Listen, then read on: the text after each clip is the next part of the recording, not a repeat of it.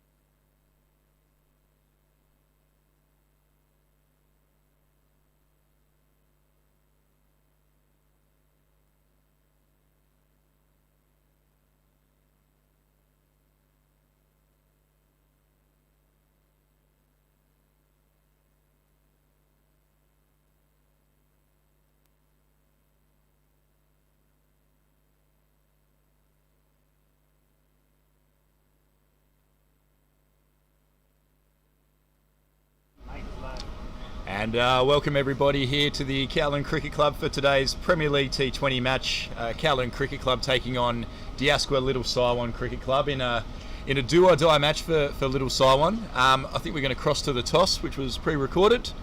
Let's look at the pitch first. Before we go to the toss, we're going to have a quick look at the pitch.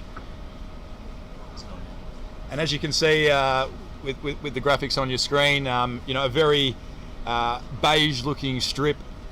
Some movement. There was actually a game played here yesterday between a couple of Saturday sides, the Crusaders and Pakistan Association. Crusaders making just under 100 and Pakistan failing to chase it down. So a little bit of movement early with the new ball was too good for the batsmen. But I think the standard of today's match should see these batsmen take on the small boundaries, and we're looking for a par score of around about 150. As I welcome my fellow commentator today, Matthew Collins, ex-captain of cricket at KCC. Welcome, Matthew. Look, thanks, Matt. It's fantastic to be here. Really looking forward to this fixture. So much to play for both of these teams. Little Saiwan having yet to win a fixture in this particular tournament, desperately needing a win to stay alive in the tournament. KCC with 2 wins already under their belt. Obviously looking to get 3 in a row and all but secure a grand final berth. But it's beautiful weather here at the KCC. Really looking forward to this one, Matty. Should be a great game. Thanks, Matty. And with that, we're going to cross to the pre-recording of the toss, which happened about 20 minutes ago, with skipper Jamie Atkinson of KCC and Ehsan Khan of Little Saiwan. Ehsan Khan tossed the coin, called correctly, and chose to insert KCC to bat first. What do you think of that call, Matt? Look, I think it's an excellent toss to win and the right move. I think, this particular wicket, it's a brand new centre wicket block here at the KCC, just recently installed in the off season. What we have witnessed here in the early games of the season is some variable bounce. It's certainly not, in my view, a sort of a 180-200 track, albeit it's a small ground and you just never know. But I think bowling first and knowing what you've got to chase second, I think it's a very, very wise move. I kind of think that really any score sort of above 110, 120, I think you really should feel as though you're in the game here because of that variable bounce. Bowlers do get it in the right area. It's extremely difficult to get away. So it should be interesting. Yeah, and with that, we're going to bring up the 2 teams in about 2 minutes once we get our technical stuff working. And as you said, Matty, a beautiful day here today, mid-20s. We're in the prime time of the Hong Kong weather here at the moment, and it's going to be a scorching game to go with the scorching weather. Little Saiwan, obviously, as you mentioned, yet to win a game. Played against the Hong Kong Cricket Club a couple of weeks ago in a massively high-scoring encounter. I think opening batsman for the Hong Kong Cricket Club, Martin Kutsia, went nuts that day and rattled off 130 odd and helped HKCC post 200.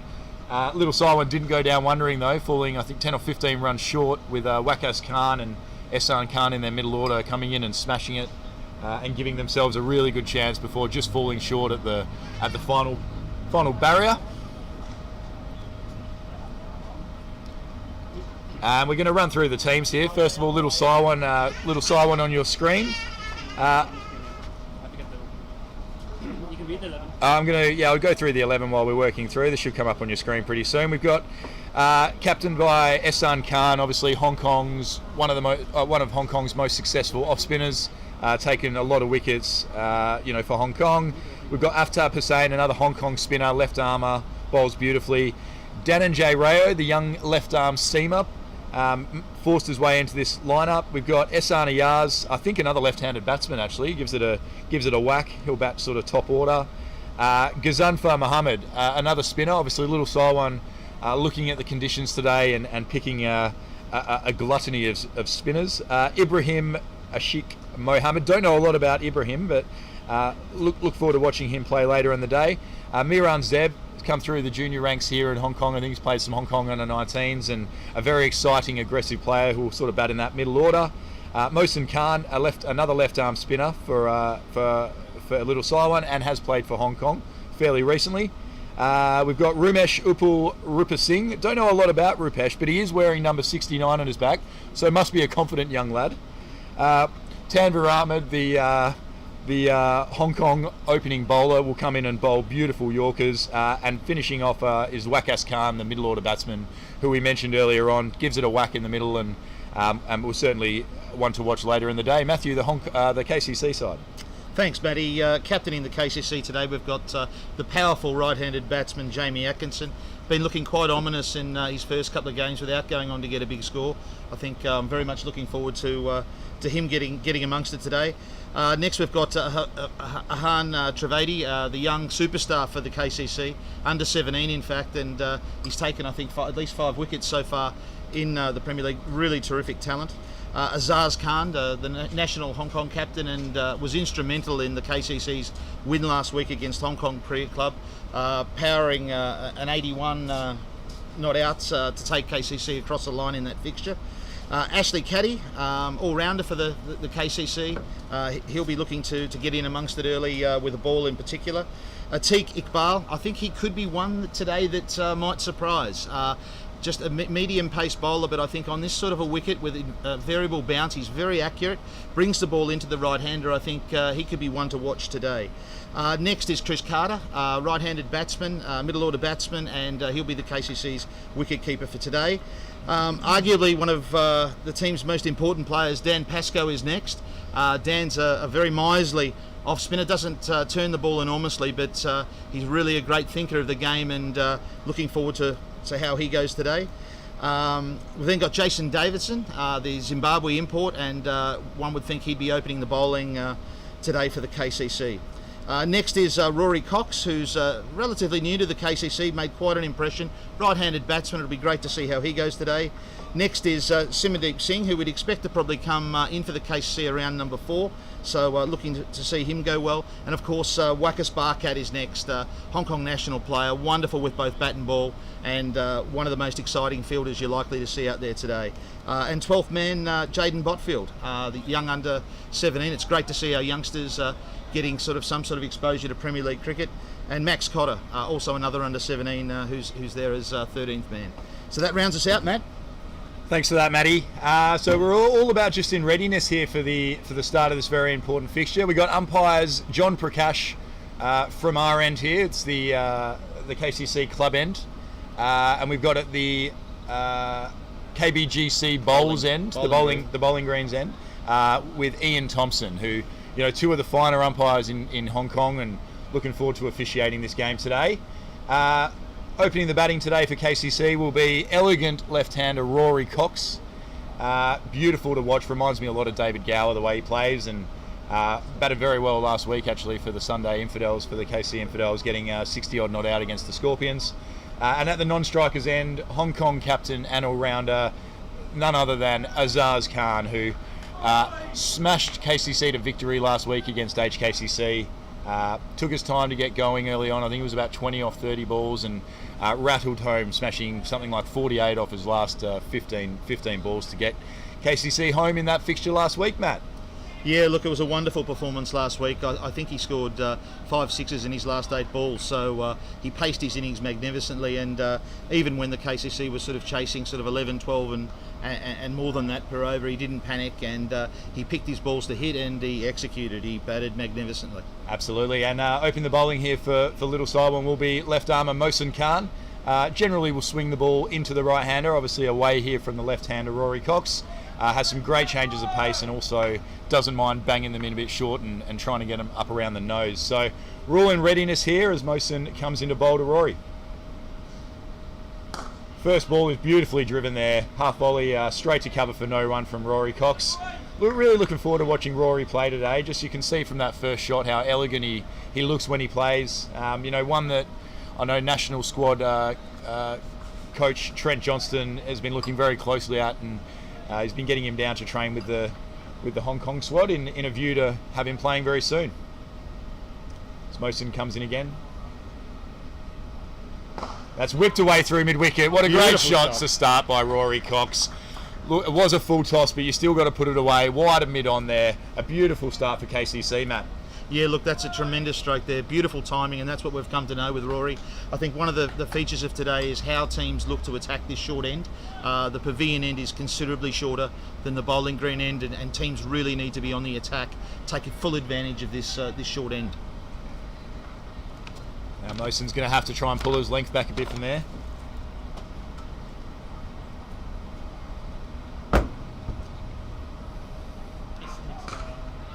This one, a no ball here, an early no ball and free hit. Moson looking down at the crease, wondering how he's done that. Rory Cox counting his lucky stars early doors to get a free hit and hopefully get his innings underway. Can be a very important momentum start of the no ball, the free hits early on.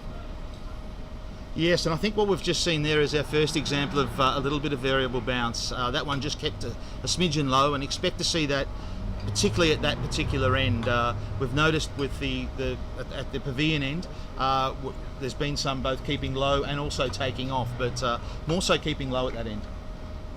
Exactly, Matt. I mean, the wicket we played on yesterday, I was actually fortunate enough to play in the match yesterday against Pakistan, and there were some balls that went through the top a little bit, and the keeper was taking up above the head, and there were others that were sort of getting to only about knee height. So with variable bounce, it becomes a little bit difficult to play the square of the wicket shots. Obviously, the KCC batsman would know this, and will be looking to try and take the straight bat to the ball and avoid those square of the wicket shots. Definitely giving yourself a little bit more time out there to get going as well, just getting the feel of the pace and bounce of the track. As he swiped across the line, look, length ball there from Moson, really got it in the slot. Unfortunately, Rory Cox there from KCC couldn't quite get it away. Moson gets out of that no ball. Probably a little bit uncharacteristic there for Rory. He's not really known as a big hitter, as we've seen with a couple of shots already here today. He's more of a timer. The big slog's not really his go, mate. Absolutely, and you can see Captain Ehsan Khan attacking early here with the two slips, signalling to the mid-on fielder here just to hold himself on the ring as Moson comes into bowl. Beautifully struck away there through through backward point on the front foot square drive, and that'll race away for 4 from Rory Cox. A fantastic start here from the KCC opener. Yeah, very much a trademark shot there from Rory, and definitely the bowler's going to have a look at his length there, because that really is feeding into Rory's hitting zone. Yeah, I mean, a wide half volley should be put away, and take nothing away from the shot there from Rory. Just leant on it beautifully and cracked it away through backward point. For KCC's second boundary of the first over, the score moves on to 9.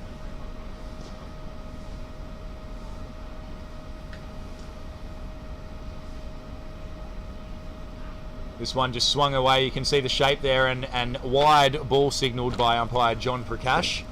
Bowler Moson not entirely happy with that call, but some encouraging shape away from the bat there from Moson, and he'll take some definitely take some encouragement from that as Ehsan Khan pulls himself out of the slip cordon and moves himself to mid-off to have a chat to his bowler and strengthens up the offside field, where Rory's obviously very strong.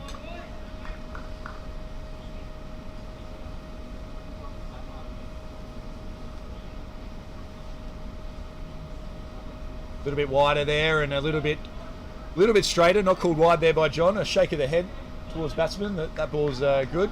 Rory then practicing coming down the wicket and slapping it through cover. Thinks that might be his go. Yeah, look, he's got the patience for this sort of wicket, Rory, and he's just the sort of player who may do well here today. As mentioned earlier, I think it's a sort of wicket you've got to give yourself a few balls to get in, and just get the feel and pace for the track.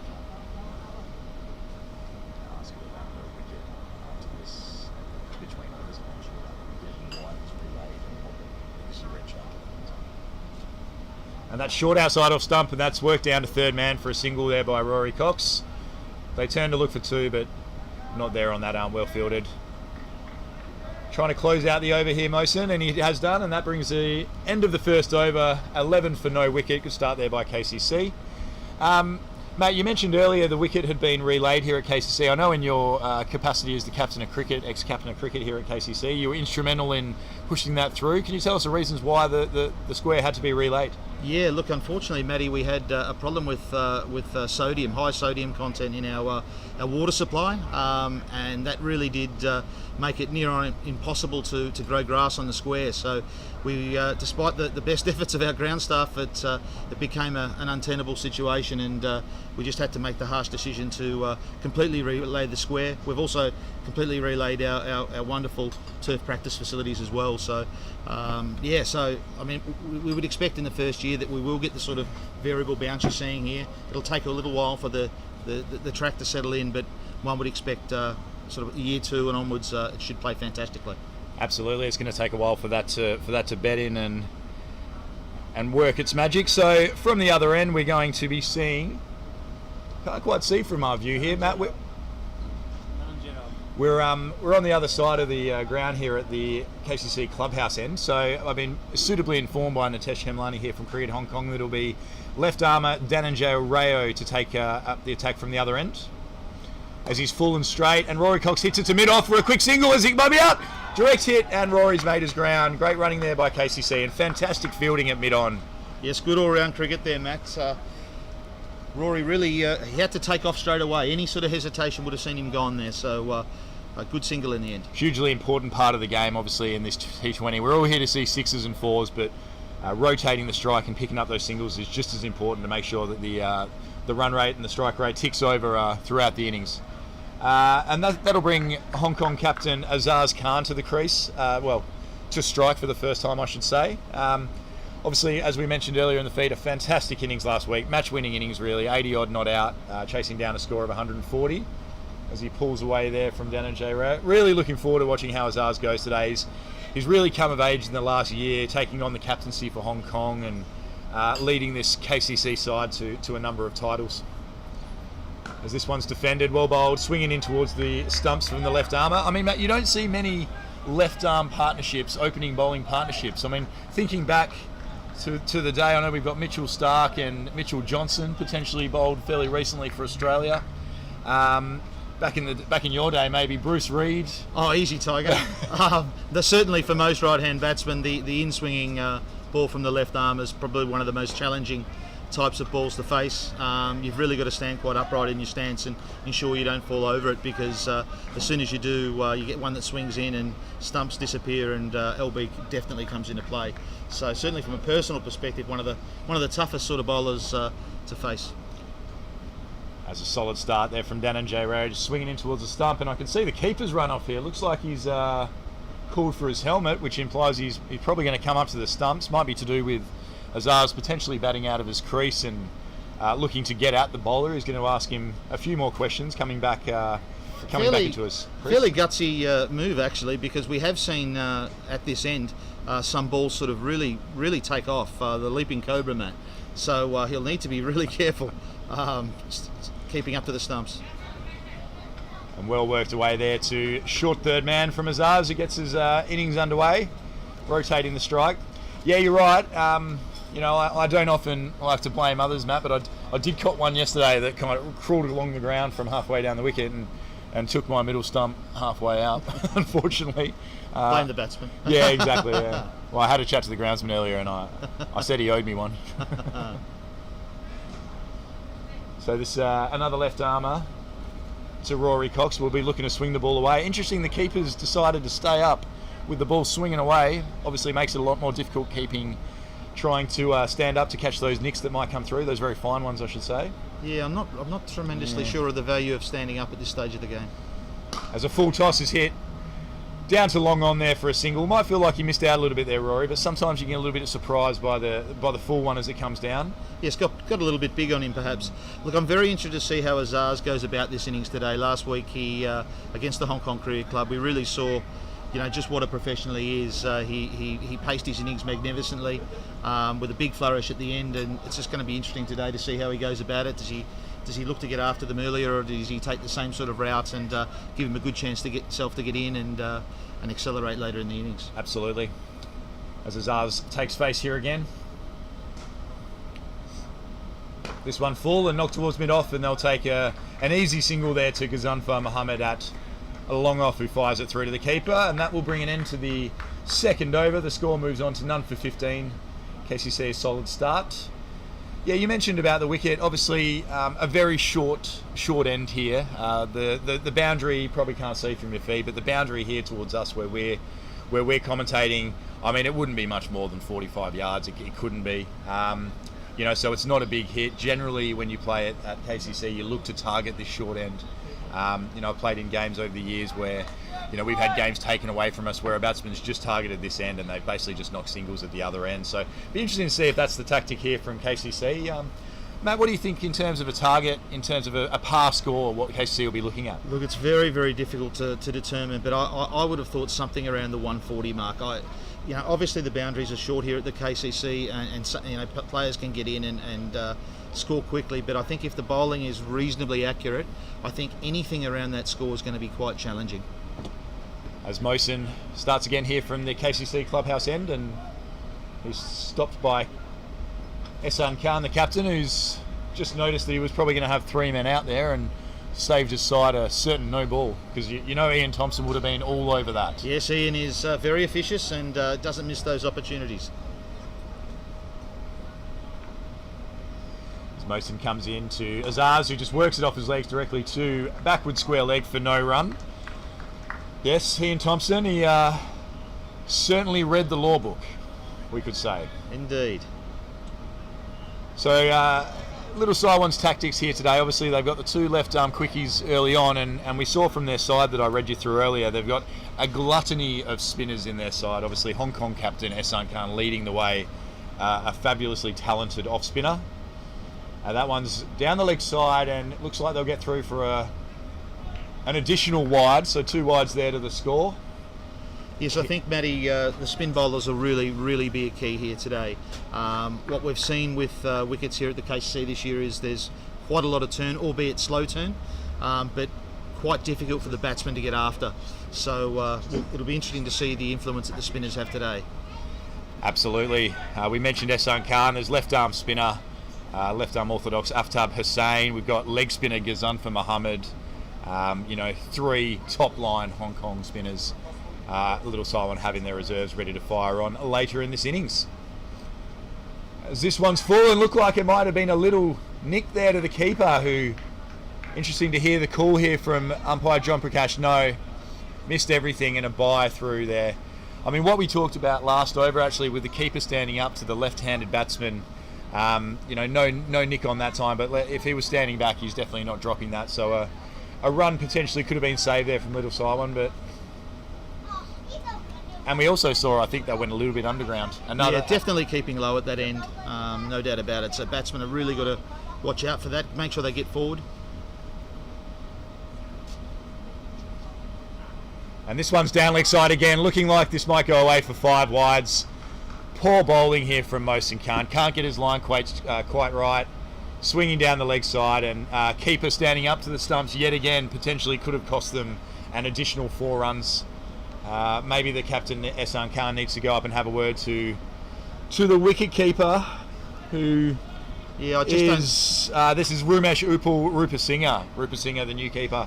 I know they actually lost their wicket keeper for the last few years, Shahid Wasif, a very talented wicket keeper and middle order batsman, gives it a good whack. I know he moved to USRC in the off season, so a big summer signing there from USRC as Mohsin tries to align it, and he bowls straight here and it's straight back at him by Azaz. Well fielded by Mohsin for no run.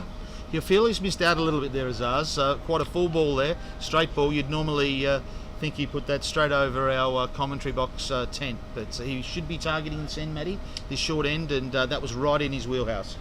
Yeah, absolutely. As we said earlier, 45-yard boundary at best. I wouldn't want to get my tape measure out, Matt. But No. Probably the other end's probably closer to 65, correct. 70. It's really only this end that's particularly short, so batsmen have to target this end. As Mohsin comes in again here to Azaz Khan. A little bit of a slower ball look like there, swinging into the stumps, and Azaz nudges it down to fine leg for a single looks like there's still a couple of balls remaining. Yeah, you're right, Matty, and some people might ask, if it's such a short boundary this side and such a long boundary on the other side, why wouldn't the square potentially just move 5 or 10 yards in the opposite direction to even things out? Well, I mean, it's been talked about it for years, but we do play other sports here at the KCC, and that bowling green end, we actually have a full-size hockey field and football field, so we have to orientate the wicket the way it is now. That's whipped away there to fine leg for a single from Rory Cox. A muted appeal there from wicketkeeper Rupa Singer. As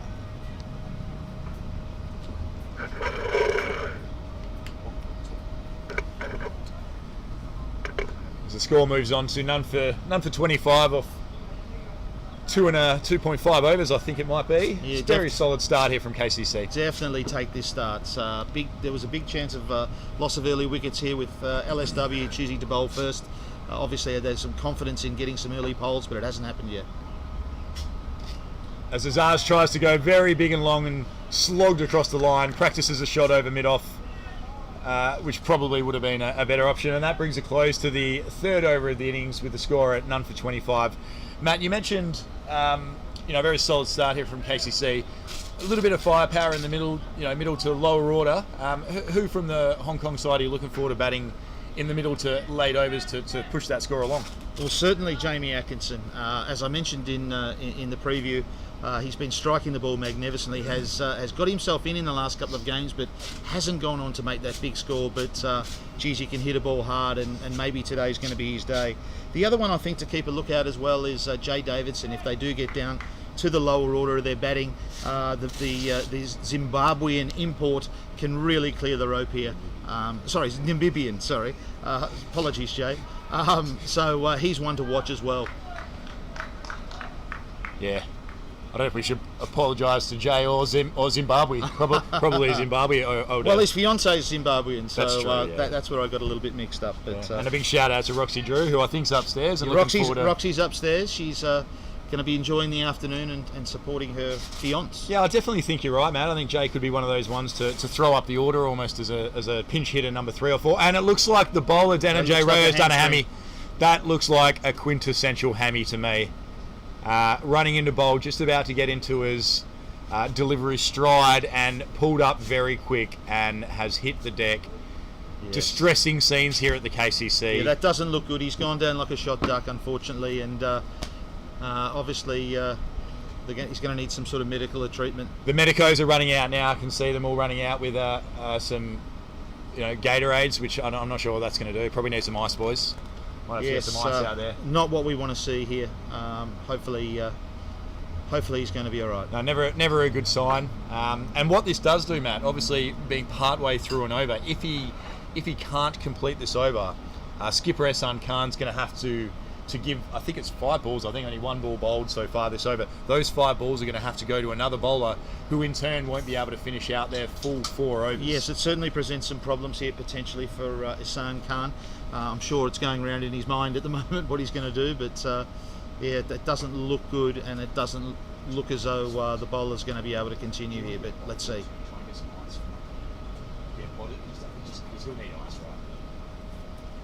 An opportunity also here for Little Saiwan just to take a little bit of stock. KCC have by no means got away from them here, but they really do need to get some early wickets here and try and put the brakes on KCC. But they can't allow them just to take 50 or 60 off these first 6 and with the loss of any wickets. Absolutely. It'd be interesting to see where Ehsan Khan goes here. Does he turn to one of his gun spinners in the power play, with only 2 fielders allowed out in the first 6 to try and get him out of this over, or does he go to a part-timer because he wants to see his gun spinner bowl all 4 overs, not 3.5? Look, I'd be tempted to bring the spinner on at that long end, at that bowling green end. Also, just to mix things up a little bit and change the pace and try and force the batsman into a false shot. Absolutely, and just looking at a few windows in the background there on Austin Road, I might have seen a sniper out there. Actually, it was. He did go down. Yeah. Have to get someone onto that.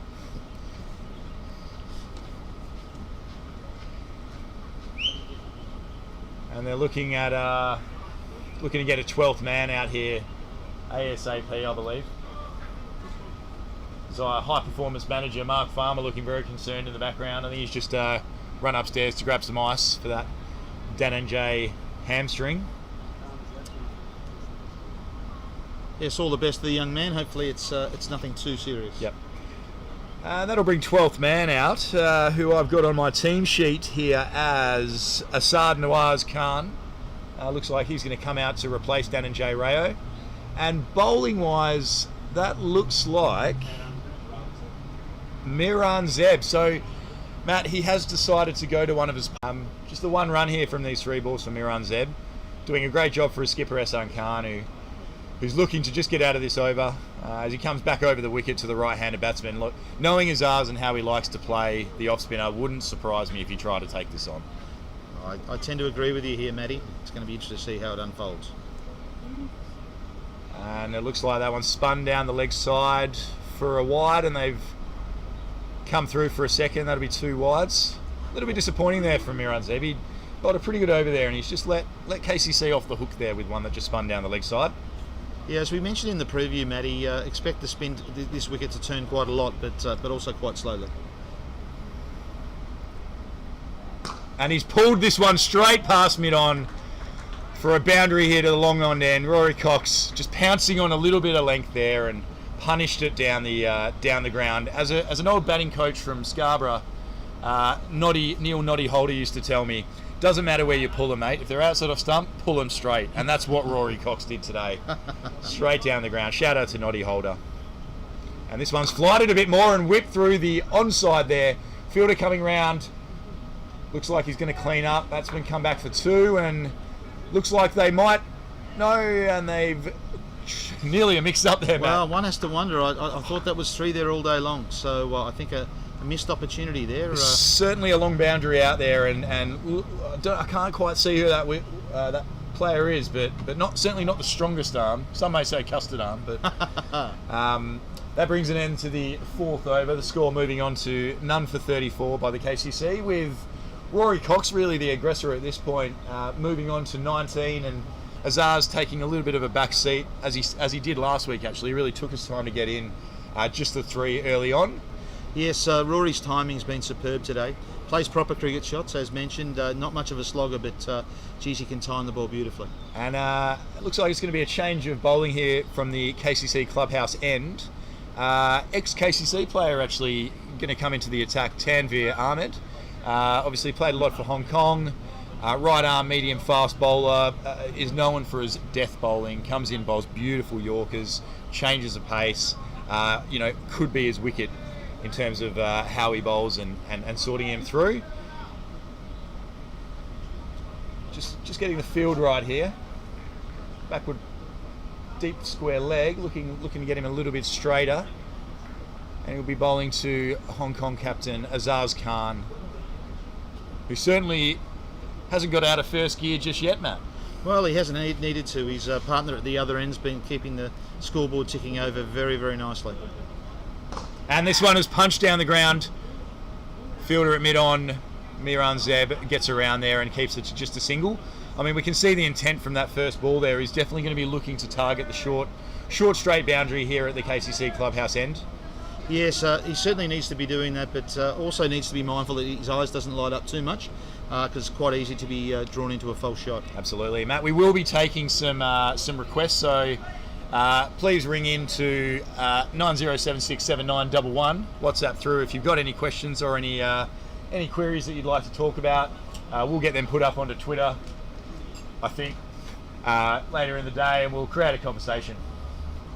Or I've just stitched up the CHK guys for a little bit more work for them. But as Tanveer Ahmed comes in again to Rory Cox, who's short, and that one looks like it might have pitched outside leg stump, a little bit short. And another example here of this low bounce at the bowling green end. The new centre wicket here at the KCC hasn't had the clay compressed enough at this stage to really get that nice even bounce through the track. There was a large delivery of clay, I believe. There was in the off-season. after years of clay excess here in Hong Kong, we managed to we ended up having to import all of our materials. We actually get it from Thailand. Which is what we find to be the most suitable clay that we can find in the region. Yeah. And we could see, again, Matt, that one went a little bit underground, and it still looked a little bit high, and with the length there, probably going to be pitched outside leg stump. Good decision by umpire John, as Azaz comes down the wicket and knocks it to long off for an easy single. Ehsan Khan, a little bit slow off the mark and perhaps a couple of yards deep, although it is a short boundary, looking to obviously protect the boundary ball. As we can see, our female team, our women's team, the KCC Maidens, walking back into KCC. I know they took on the Hong Kong Cricket Club Willow Wilders earlier in the day. Don't know the result offhand, but I'm hearing that it may have gone pretty poorly for the KCC Maidens, and it did. As Tanvir Ahmed goes in, and it looks like a nick and a drop from the keeper, Rupa Singer. Really didn't use his feet there well, the keeper, did he? He lunged at that. Really not a lot of footwork. Yeah, it looked like the footwork was lacking.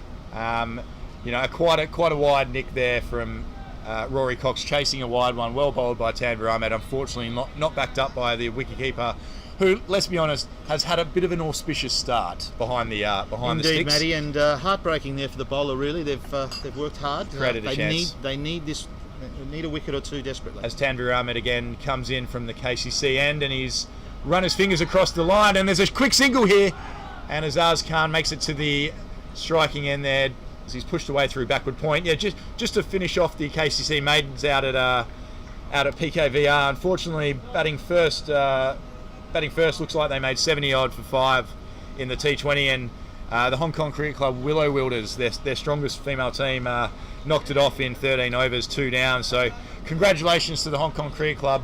There's been some indifferent results from them over the first month, but fantastic to see them get the result today. They certainly wielded some willow. Absolutely. Azaz Khan on strike.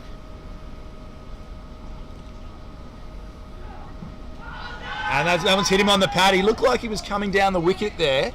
Certainly advancing down the wicket. Umpire John Prakash shook the head very quickly, very early on.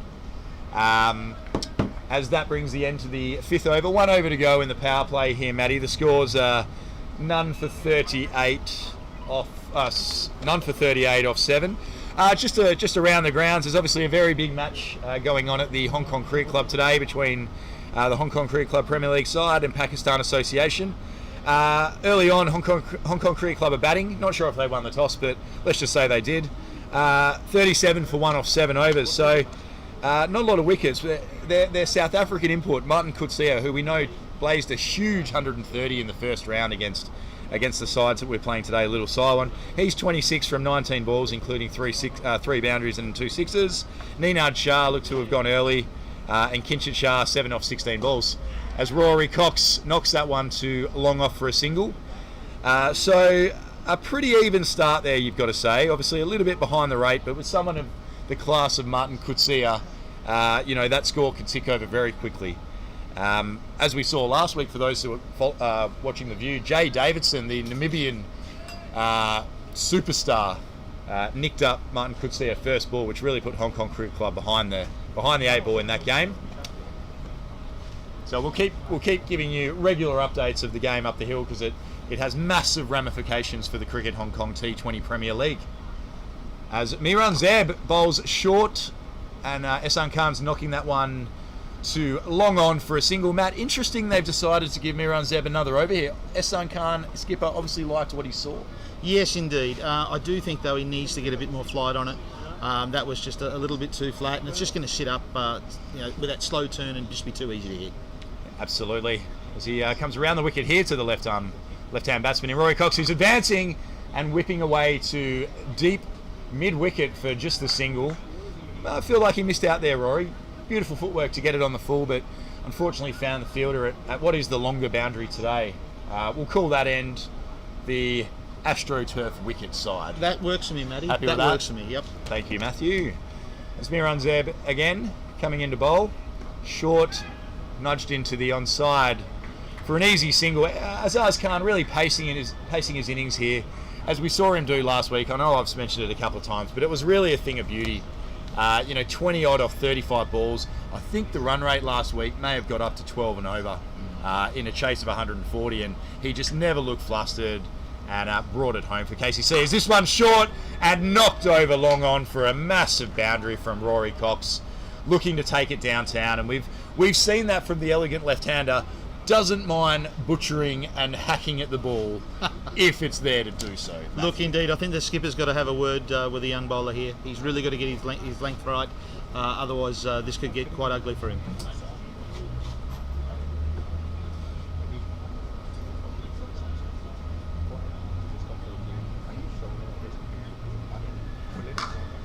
Okay, and this one is hit through mid-wicket. A long chase here by the fielder. It looks like he's going to reel it in, and he's flicked off the pass to Gazantha, who fires that one in from the deep mid-wicket boundary. We saw the arm of the fielder out there, couldn't quite make it in last time, so he took the smarter option to get it to the stronger arm, Gazantha Muhammad, who rifled it in, and that'll bring you the end of the power play, Matt. KCC score none for 48. Superb start, one might say, especially with a wicket we're a little bit unsure about. The two openers have done a fantastic job in steering KCC to no wicket. Yeah, certainly not a start. KCC to take back might actually, cause some reshuffle in the batting lineup.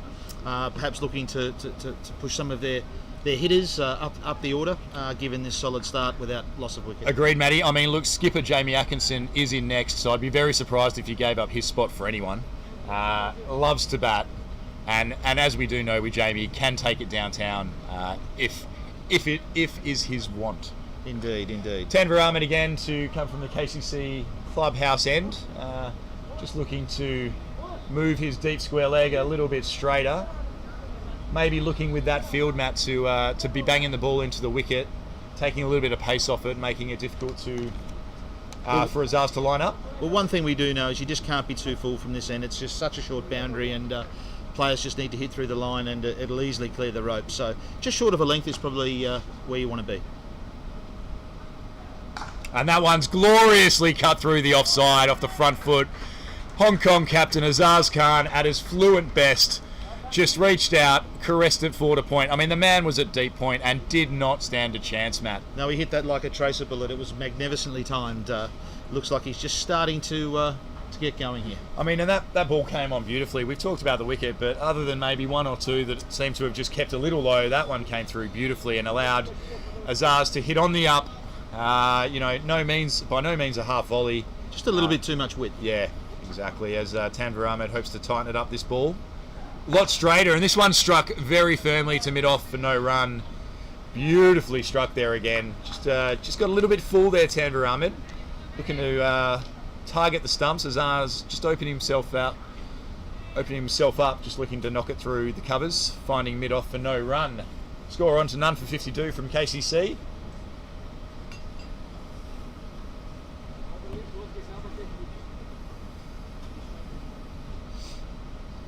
In again, and that one rolled his fingers across, and he's knocked it behind point off the front foot again for one run, and that one's fired in. Some backing up off the boundary from deep square leg. I think they would have averted an extra run, but well done by wicketkeeper Rupa Singha, who we have been quite critical of today, but did well on that occasion to avoid allowing an overthrow there for the KCC. Indeed, and I like the change of pace. I think that's something that they can continue to look to do as the KCC batsmen look to get more aggressive at things. I think that slower ball could bear fruit.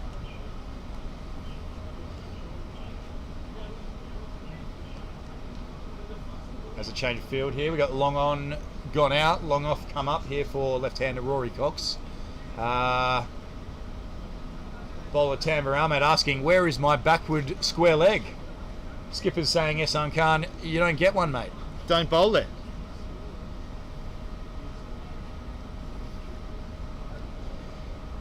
Bit of back and forth here from the two little Saiwan players.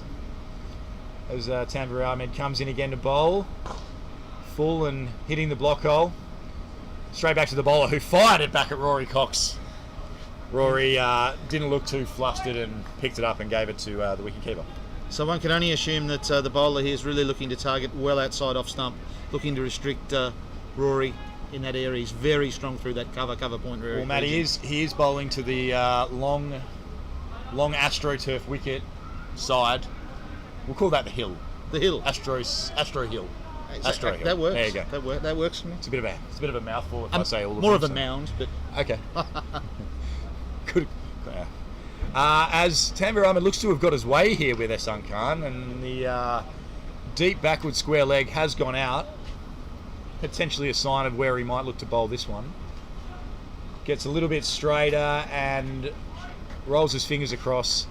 Rory Cox just soft hands into the gully region for a single as Azaz Khan gets through comfortably.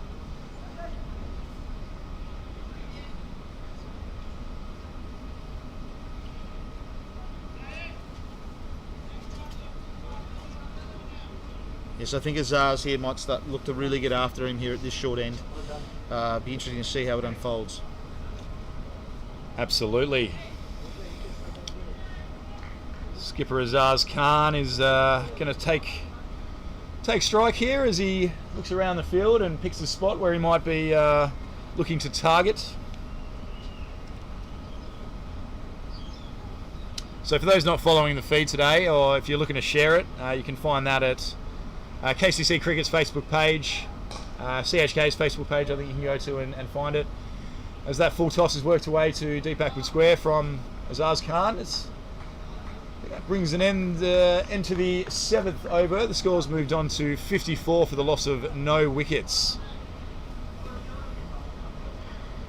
Yeah, like I said, we'll certainly be crossing to the live feed at certain points today, and there is a live chat there where you can ask any questions you might have. I'm just working through some of them at the moment. I'm hearing a lot of statements. Rory Cox is on fire. Wow. As Kings of Leon would be happy with that. I've also seen some requests as well for the renaming of the AstroTurf mound side of the ground. There's been a couple of requests come in. One for it to be called the West Side. Oh, West Side. Okay. West Life. Or Coxie Doe Side. Coxie Doe. For those that don't know that are chiming in today, our ground here is situated on Cox's Road, and in Cantonese that is pronounced Coxie Doe. Coxie Doe. Coxie Doe. I like the West Side. Yeah, West Side. Let's go with West Side. It's got a certain ring to it. So do we go with East Side for the other one then? Well, I'm thinking poolside. Poolside, West Side. Poolside, West Side. Okay. Bowling Green and Pavilion. I've got a question here from Chinu YT. Who will win this match? Well, if we knew, Chinu, we wouldn't have to play. This looks like Ghazanfar Mohammed, the leg spinner from Little Saiwan, coming in. Fantastic start there, just on a length, spinning away from Azaz, who was cautious first up. Looking to line him up, bowling to the long KBGC end. And that's really that length that you've got to be at there for the spinners. Cannot get too short, it'll just sit up, just be easy to hit. As a tall leg spinner, Ghazanfar comes in again and targeting the stumps. Fantastically bowled there by Ghazanfar. Be interesting to see here whether Azaz lets him settle on that line or whether he looks to advance, use his feet and get to the pitch of the ball. Absolutely. So keep those questions coming in on the live chat on the YouTube link, which you are listening through this right now.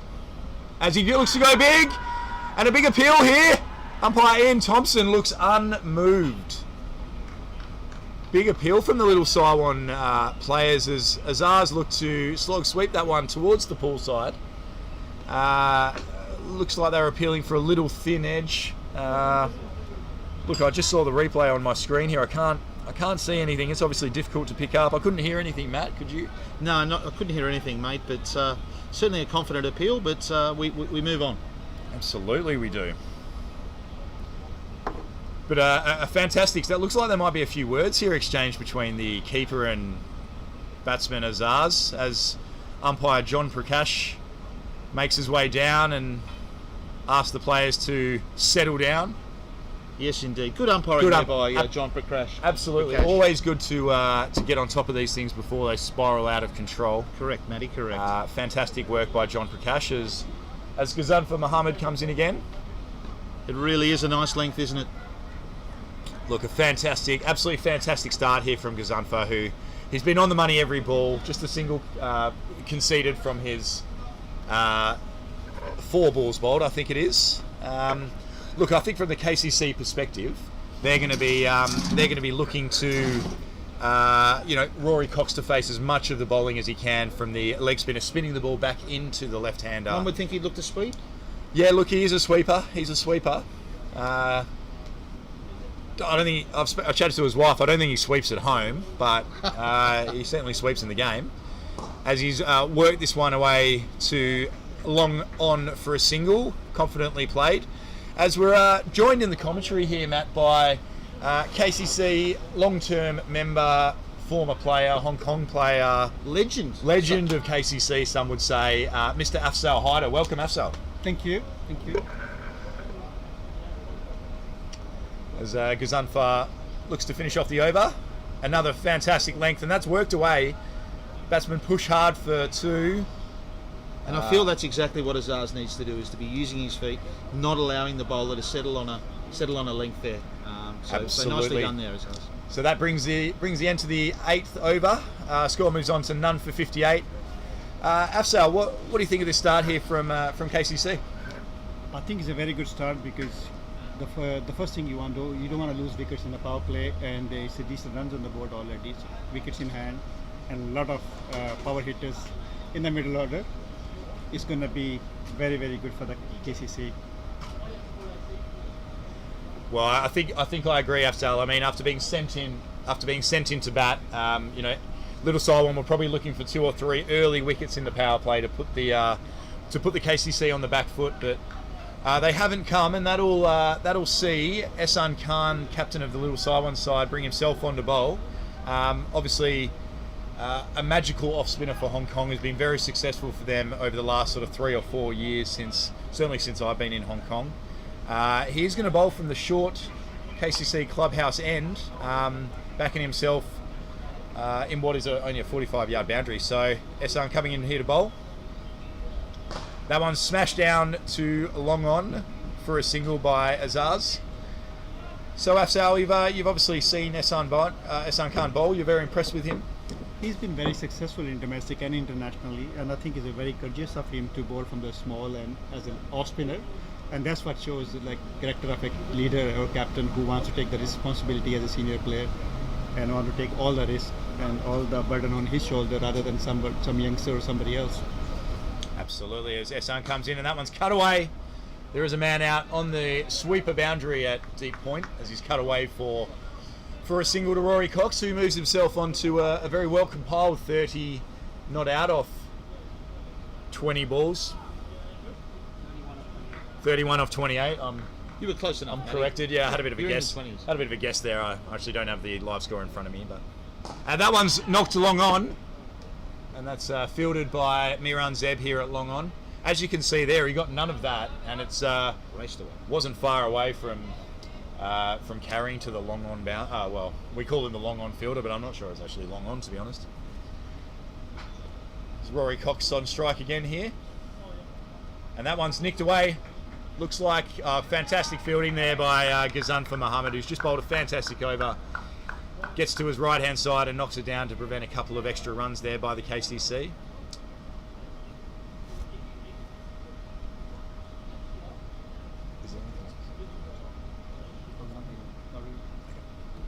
And this one's hit along high here. The bowler, he's not going to get to it.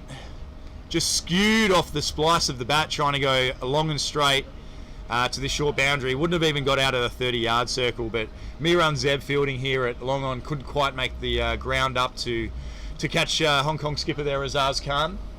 Look to push that one through a little bit quicker too, Matty. He did fantastic bowling, and this one's knocked back to the bowler from from Rory Cox. That brings an end to the over from Captain Ehsan Khan. The end of the 9th over, the score moves on to none for 63 with Rory on 32 and Azaz on 17. Terrific over really there at the short end. I thought he bowled magnificently. Terrific stuff there from the captain. And for those that followed the footy back in the day, we're just going to cross to the scores around the ground. As some would say, it's right on the tip of my tongue.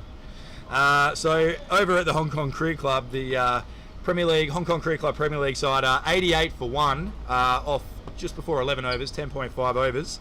Martin Kutsia looking to get going here, 57 from just 33 deliveries.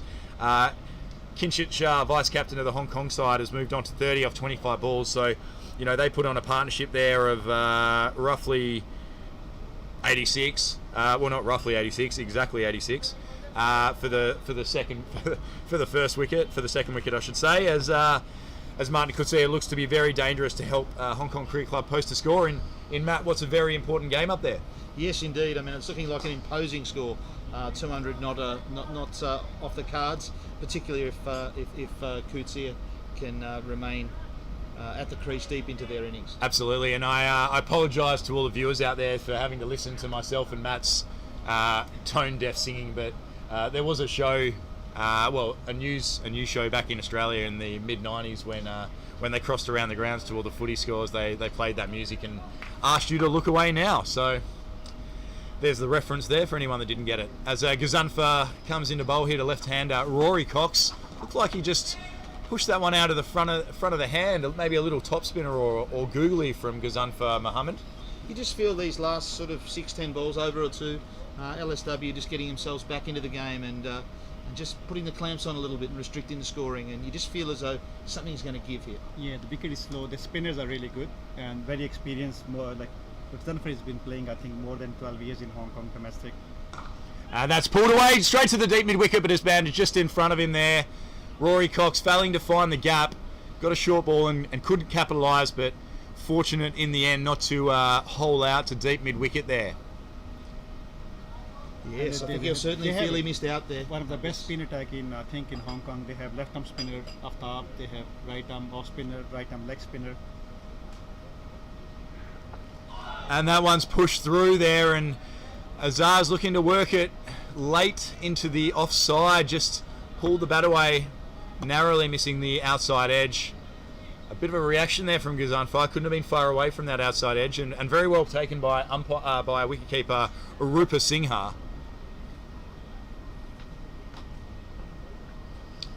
And this one's swept away, well fielded by the short fine leg Tanvir Ahmed. Gets down to his right, preventing a certain boundary there from Azaz Khan. Great fielding there by Little Solon, really backing up their bowlers. Everyone's got to pull through now to try and help out the bowlers with this very strong start from the KCC.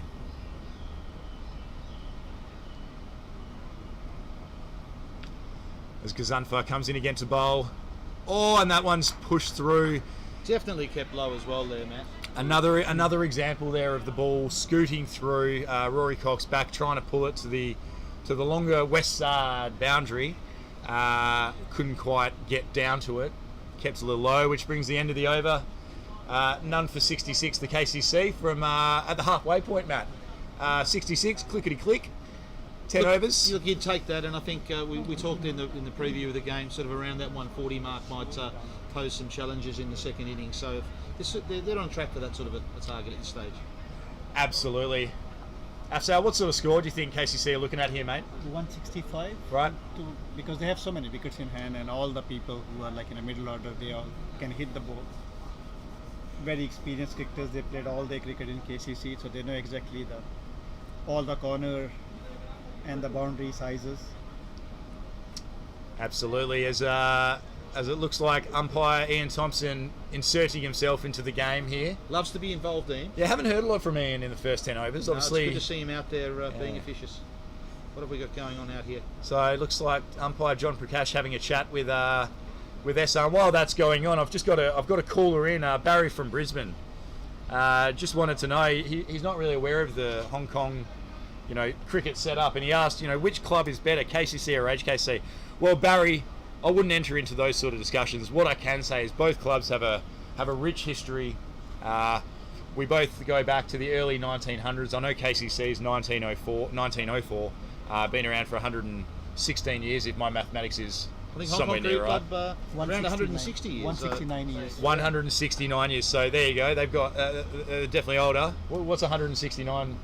Take 2020, mate. Geez, the old maths ain't great nowadays, mate. But it's a long time. Let's just say that it's a long time. But two great clubs, two proud clubs, and both with wonderful facilities for members and guests. So certainly, we loved being up at the Hong Kong Cricket Club last week. The hospitality, the Hong Kong Cricket Club, Matthew, fabulous. They showed us last week was a credit to them. Their general manager Kieran Hale, runs a great ship up there, and we're always glad to go up and enjoy their fantastic facilities. Shout out to the chef. Simon the chef. Everyone loves Simon the chef. You know, one of the better chefs in town. There were rumours actually he wanted to make his way to KCC, but big money offer to go up to the Hong Kong Cricket Club saw him move up there. Afsal. Don't know if you know anything about that contract negotiation. Now, what have we got going on out in the middle here? We seem to have... So, yeah, Hong Kong Cricket Club. I've just had ex-CEO of Cricket Hong Kong, Tim Cutler, ring in and say HKCC was founded in 1851, but it was first played. Their first game of cricket was played in 1841 or 1842. Well, we all know Cuts knows just about everything there is to know about cricket. So he's the doyen. Thank you, Tim Cutler, for ringing in and correcting us. Not the first time that has happened. Grammar police. As the short break in play has finished there, I'm not too sure what that was for, gents, but we have Tanvir Ahmed coming in again to Azaz Khan, who looks to pull here to the onside to deep square leg for just the single. Asal? I think the wicket is a bit slow and they're struggling a bit to get under the ball. That's what the issue at the moment for the batters. They're enough already on the crease. It's 11th over in progress. I think this is where they have to shift the gear and try to make more runs because they have 10 wickets in hand, which is a luxury. You're not going to basically deny that luxury and get maximum out of it from now on. And so you think it's go time? You think it's go time? It is a go time, and also they changed the bowler from. They had a very good spinners, and I don't know why they bring the medium pacer in. This could have been a game changer here for the KCC. Absolutely, as Tanvir Ahmed comes in and bowls a full toss, and that's swung away to the leg side for a boundary. Rory Cox receiving a bit of a gift, some might say, full toss, and that's swiped to the pull side. Yeah, you just can't bowl there. That's going to go at best for a 4, more often than a 6 on that pull side. Yeah, as high performance manager Mark Farmer walks behind us here, he's sporting some rather tight white pants actually today, Mark. I don't know whether you got dressed in the dark today, old Mark, but... And that one swung away again to the leg side to deep square leg by Rory Cox. Afsal, I think you've called this beautifully. KCC with a bit of a platform set, are looking to kick on and push towards that 160, 170 target you mentioned earlier in the feed. It's on at the moment when you have 10 wickets in hand and you have 2 set batsmen on the crease. Medium pacer back on, so I think it's all opportunity to score more runs here. Absolutely. He's in a very good form as well as ours, and had 2 brilliant weekends, so hopefully he's going to be another good one. As Tanvir Ahmed comes in again to bowl. This one's short and pulled away. Got on him a little bit quick there actually, Tanvir Ahmed. Can be a little bit quicker than you think when he bowls. As Got big on him, didn't it? Yeah, Azaz didn't quite get through as he sort of bottom edged that one down to fine leg for a single, and I might have been mistaken, but there might have been a few little words said there between Tanvir Ahmed and Azaz, who know each other very well, obviously from the Hong Kong setup. Played a lot of years together. Probably played together here at KCC. Yes, Afsal. they played together in KCC and come from basically the same city in Pakistan. Yeah, they're both from Atkinson. Okay. Fantastic insight. As this one's short and pulled away by Rory Cox behind square. Really just can't bowl there. That's just easy pickings there for Cox. We talked about a bit of a slow wicket here at KCC, and that one certainly just sat up. And Rory Cox said, "Thank your mother for the rabbits," as he pulled that away towards the swimming pool pavilion. One bounce for Ehsan Khan coming over to have a bit of a chat to his bowler, maybe redirect the length, get a little bit fuller. Although I must say he's bowling to the short boundary, so getting too full is a recipe for disaster as well. Just short of a length is where you want to be. And we've seen either over pitching or being too short from this end, so corrections required. And this one's smashed down towards long on. Is the fielder going to get around to save it? He does. Fantastic fielding at the straight boundary as they come back for 2. And they make it. Azaz Khan scrambling back for 2. Great cricket here at the KCC. Very good running there. And that's... Ikram is a very good fielder, young guy. With a very young side actually, Lil Saiwan. Most of the guys are like in early 20s, except the captain. He's a mature, very experienced off-spinner batsman, and had already having a very good season. That's Ikram there. And looks like it's a free hit. I think John Prakash, I just saw him call a free hit. So Rory Cox doesn't need usually a second invitation to try and take the long handle, but he's got a bit of a license to thrill for those that may have heard of the sad passing of Sean Connery today. Obviously ex-Bond man, rest in peace to Sean Connery. A fantastic actor, probably my favourite Indiana Jones. Matt, yours? Yeah, look, we love Sean, and it's devastating, but yeah, fantastic influence in the world of film. And he's had a scamper here. Rory just nudged it. Very well bowled there by Tamvarama. Straight in the block hole. Pushed down to Ehsan Khan here at mid-off for a single. Yes, yeah, very sad news overnight of Sean Connery passing away, aged 90. Sir Sean Connery, I think it actually is. Famous for his Bond films. Indiana Jones, The Untouchables, I think he was in, Matt. I think I read earlier today. Certainly The Untouchables. There you go. Hunt for Red October. The Hunt for Red October. We got. Oh, everyone's chiming in now. We've got Mrs. Shadforth just behind us, just schooling us on Sean Connery films. While we were digressing, Matt, that was the end of the over there from Tanvir Ahmed. The score moving on to 81 for no wicket from 11 overs. Got to be go time, I think, now. That was the best over we had so far, so maybe this is how they're going to go now. And he sweeps here, behind square. Fantastic shot by Rory Cox. Got down on one knee and swept it away over umpire John Prakash's head. One bounce into the boundary at the west side. He's on 49. Moves the score on to 49, Rory Cox, for one away from what would be a very well-made Premier League 50. Might actually be his first one for the club, having only moved to KCC last year. And that's cut away for a single to bring up Rory Cox's boundary. I mean, we're impartial here, so we're not allowed to clap, but that clap was coming from someone else behind us. Mark, if you could stop clapping, please. Rory moves on to 50 off 37 balls. Okay. 40 balls, sorry. 50 off 40 balls there from Rory Cox, which brings Azaz, who's definitely played second fiddle at the moment to Rory as he gets one full and just knocks that down to long off. What do you make of Azaz's innings today, Afzal? He's been a bit slow. He was slow started last week as well, but then had a very, very good finish at the end, and he's still going in the same mode.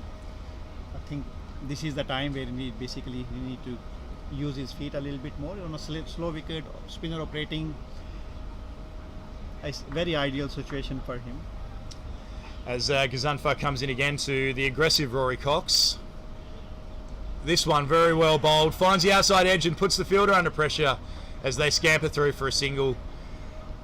One feels that would have been fairly close had he been able to collect that cleanly. Absolutely, from Miran Zeb there. We've got another question. I think it's a statement, actually, probably more of a statement than a question. Will from Melbourne says he can see a little bit of Marcus Harris in Rory Cox. Well, that's definitely a statement, not a question. So, obviously, we saw today, Matt, the Victorian score. I don't know whether anyone took note here. But wowie and boy oh boy is what I can tell you. It was a first-class record. None for 488. I mean, talk about a long day in the dirt for the South Australian boys. With both batsmen passing 200, Will Pukoski, the Australian future potential opening batsman, eventually declaring, making 255 not out. Marcus Harris, 236, I think, from memory. Yeah, tough day for the South Australian boys. Oh yeah, very tough indeed.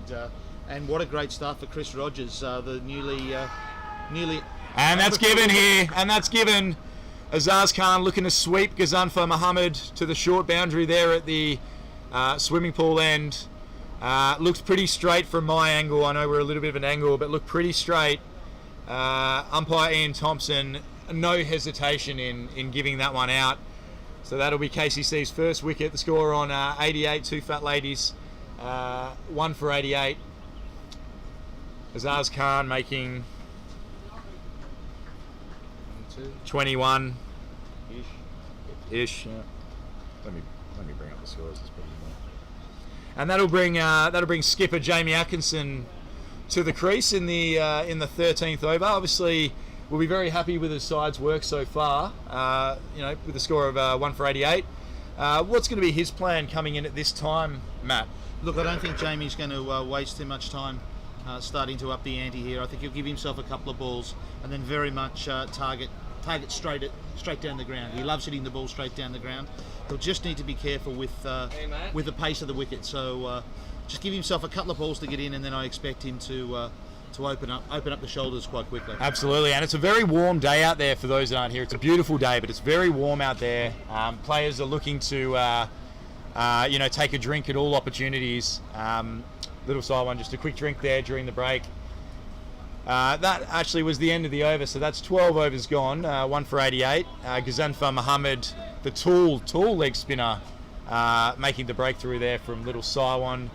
Skipper Ehsan Khan will continue from the KCC clubhouse end. I like this as well, Matty. Just after a wicket, the captain to come on and really put some pressure on here. So it'll be interesting to see how Rory looks to deal with him here. Absolutely. That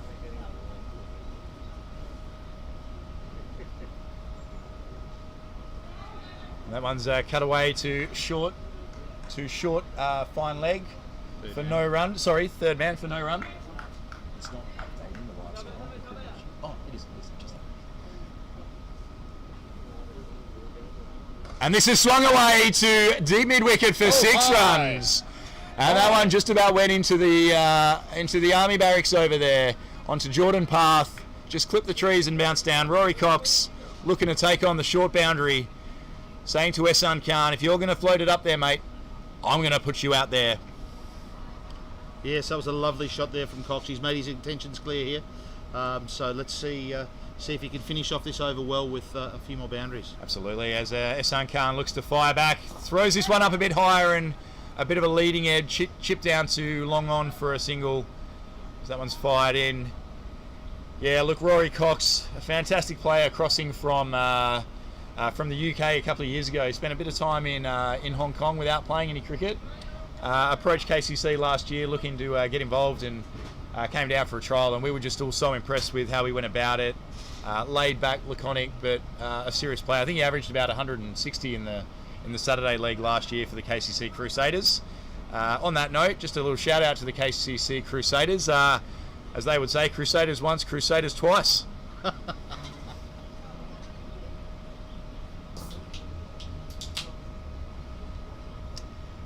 And this one's Jamie just advancing down the wicket, nudge to cover for no run. Fascinating contest here between two great players.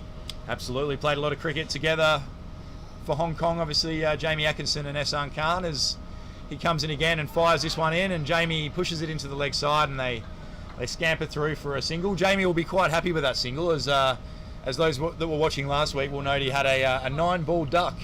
Actually, as the story goes, I think his old man Steve Atkinson flew all the way from the UK, did 2 weeks in quarantine, and still and watched him make a 9-ball duck as this one's, and he's hit it, and that's out. He's hit it straight down deep square legs, throat.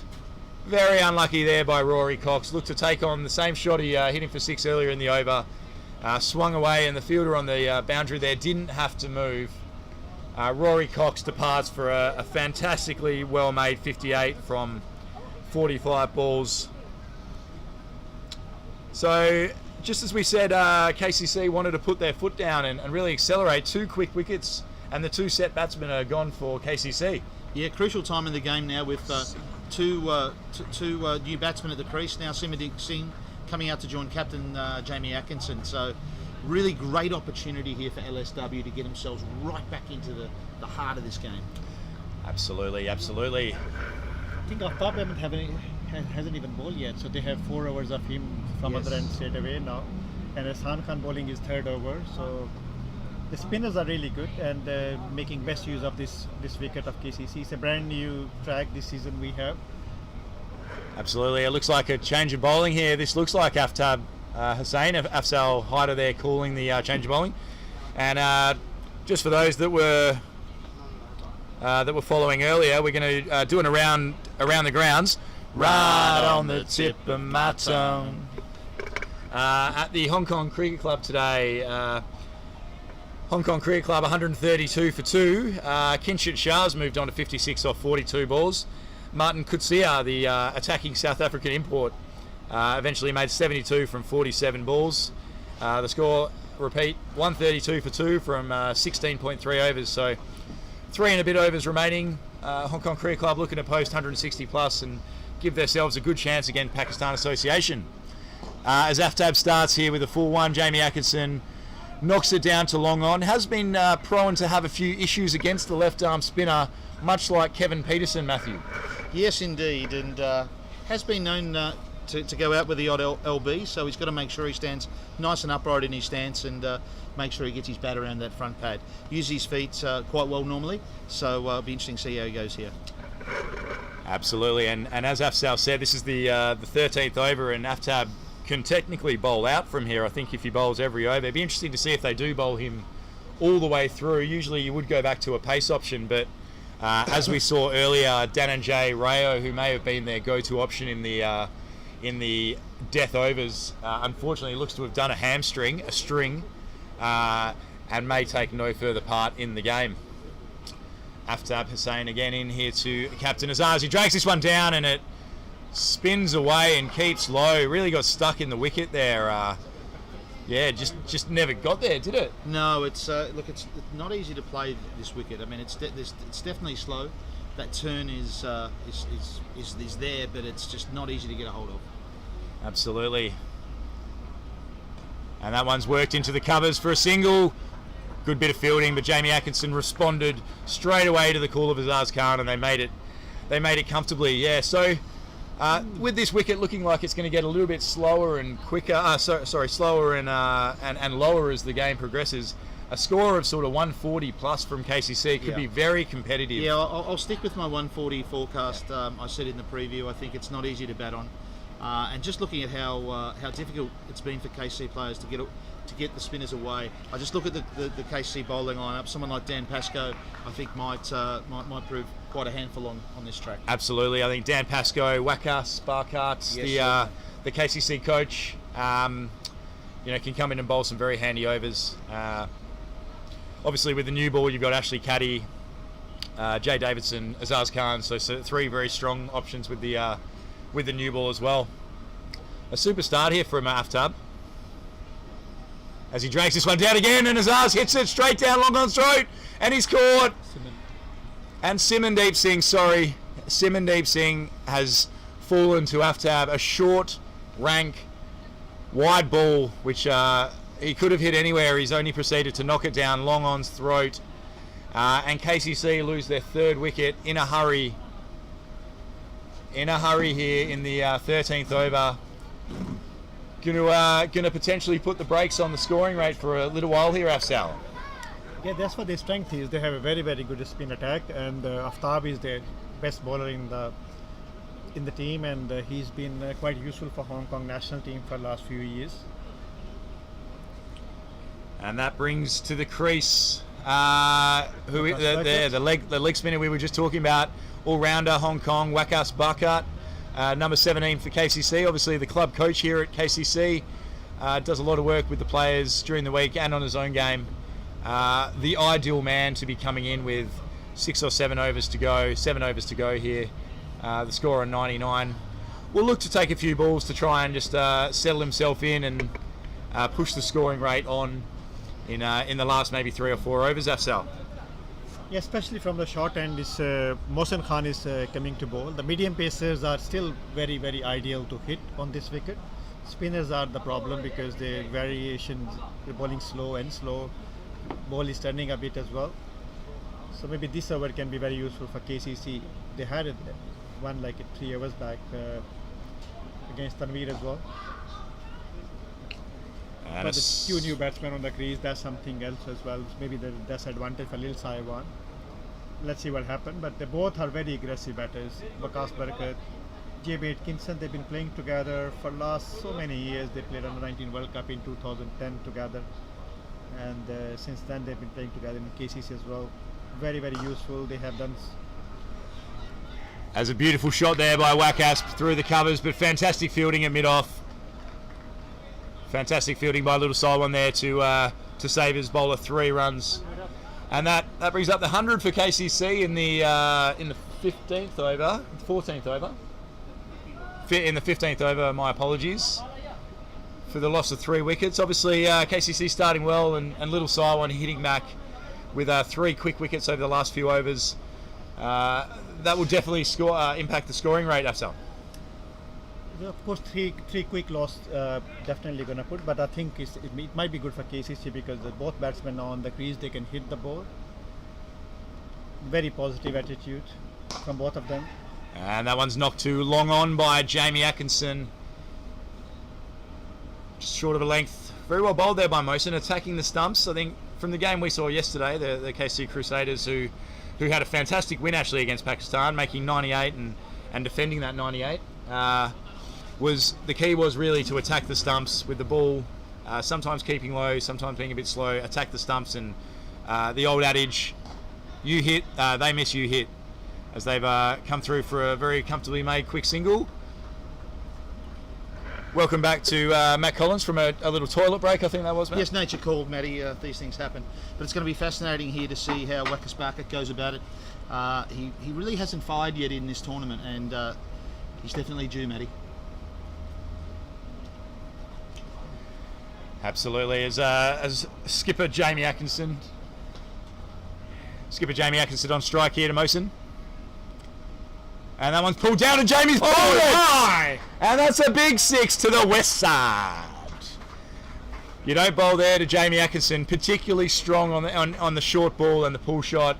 Learned a lot of his cricket in Perth, Western Australia, played some cricket at Fremantle Cricket Club. Shout out to the Freo boys down there. Go Freo, Freo, heave-ho. Different Freo, but the premise is the same. Don't bowl short to Jamie Atkinson. Now that was magnificently struck, and it's what we've come to expect from Jamie. As mentioned in the preview, he's been striking the ball beautifully, but has yet to go on and make a score. Could this be his day today? Well, let's hope so for KCC stake, Matt.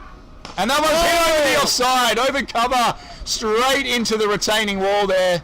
And the ball looks as though it's rolling back down, and the fielder goes and fetches it. I mean, Jamie Atkinson at his fluent best, Matt.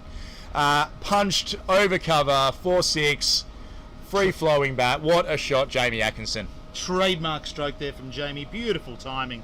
And possibly some damage to the ball there from that retaining wall, Matt. Well, it is a solid wall over there, Matt. Yeah, that's used to protect the landslide when it rains hard here at KCC, and acts as a bit of a ball stop when players hit the ball over there. So, yeah, interesting to see what sort of damage was done to the ball. End of the over there from Mosen, quite an expensive one in the end, finishing the over with 2 6s. The score moves on to 114 for 3 from 15 overs. Waqas Barkat now on strike. Loves the reverse sweep, our Waqas, and I'll be interested to see if he brings that into his game here at some point. Yeah, Waqas was out, hit wicket last match. You don't often see hit wickets, so stood on his own stumps. That was that much. Stood on his own stumps, and as that one's fired in. Well, when you're not going well, Matty, perhaps you find ways to get out. Absolutely, yeah. But a great player, Waqas. One of the best fielders in the competition as well. And he whips this one away to long on. Actually, just lost the ball there for a while, Matt. I was looking a little bit squarer than that, but that was whipped down to long on for a single. I think we saw from Jamie the intent from the KCC players is going to be to target this short end. Short boundary square, short boundary straight. This is certainly the scoring end. Aftab's obviously going to be quite difficult to play on the long end, as we see another Little Siwan player going down with a hamstring. Going down like 9 pins here at the KCC. I'm not sure they've got enough subs, Matt. Maybe just cramp, but possibly just cramp. It could be just a cramp.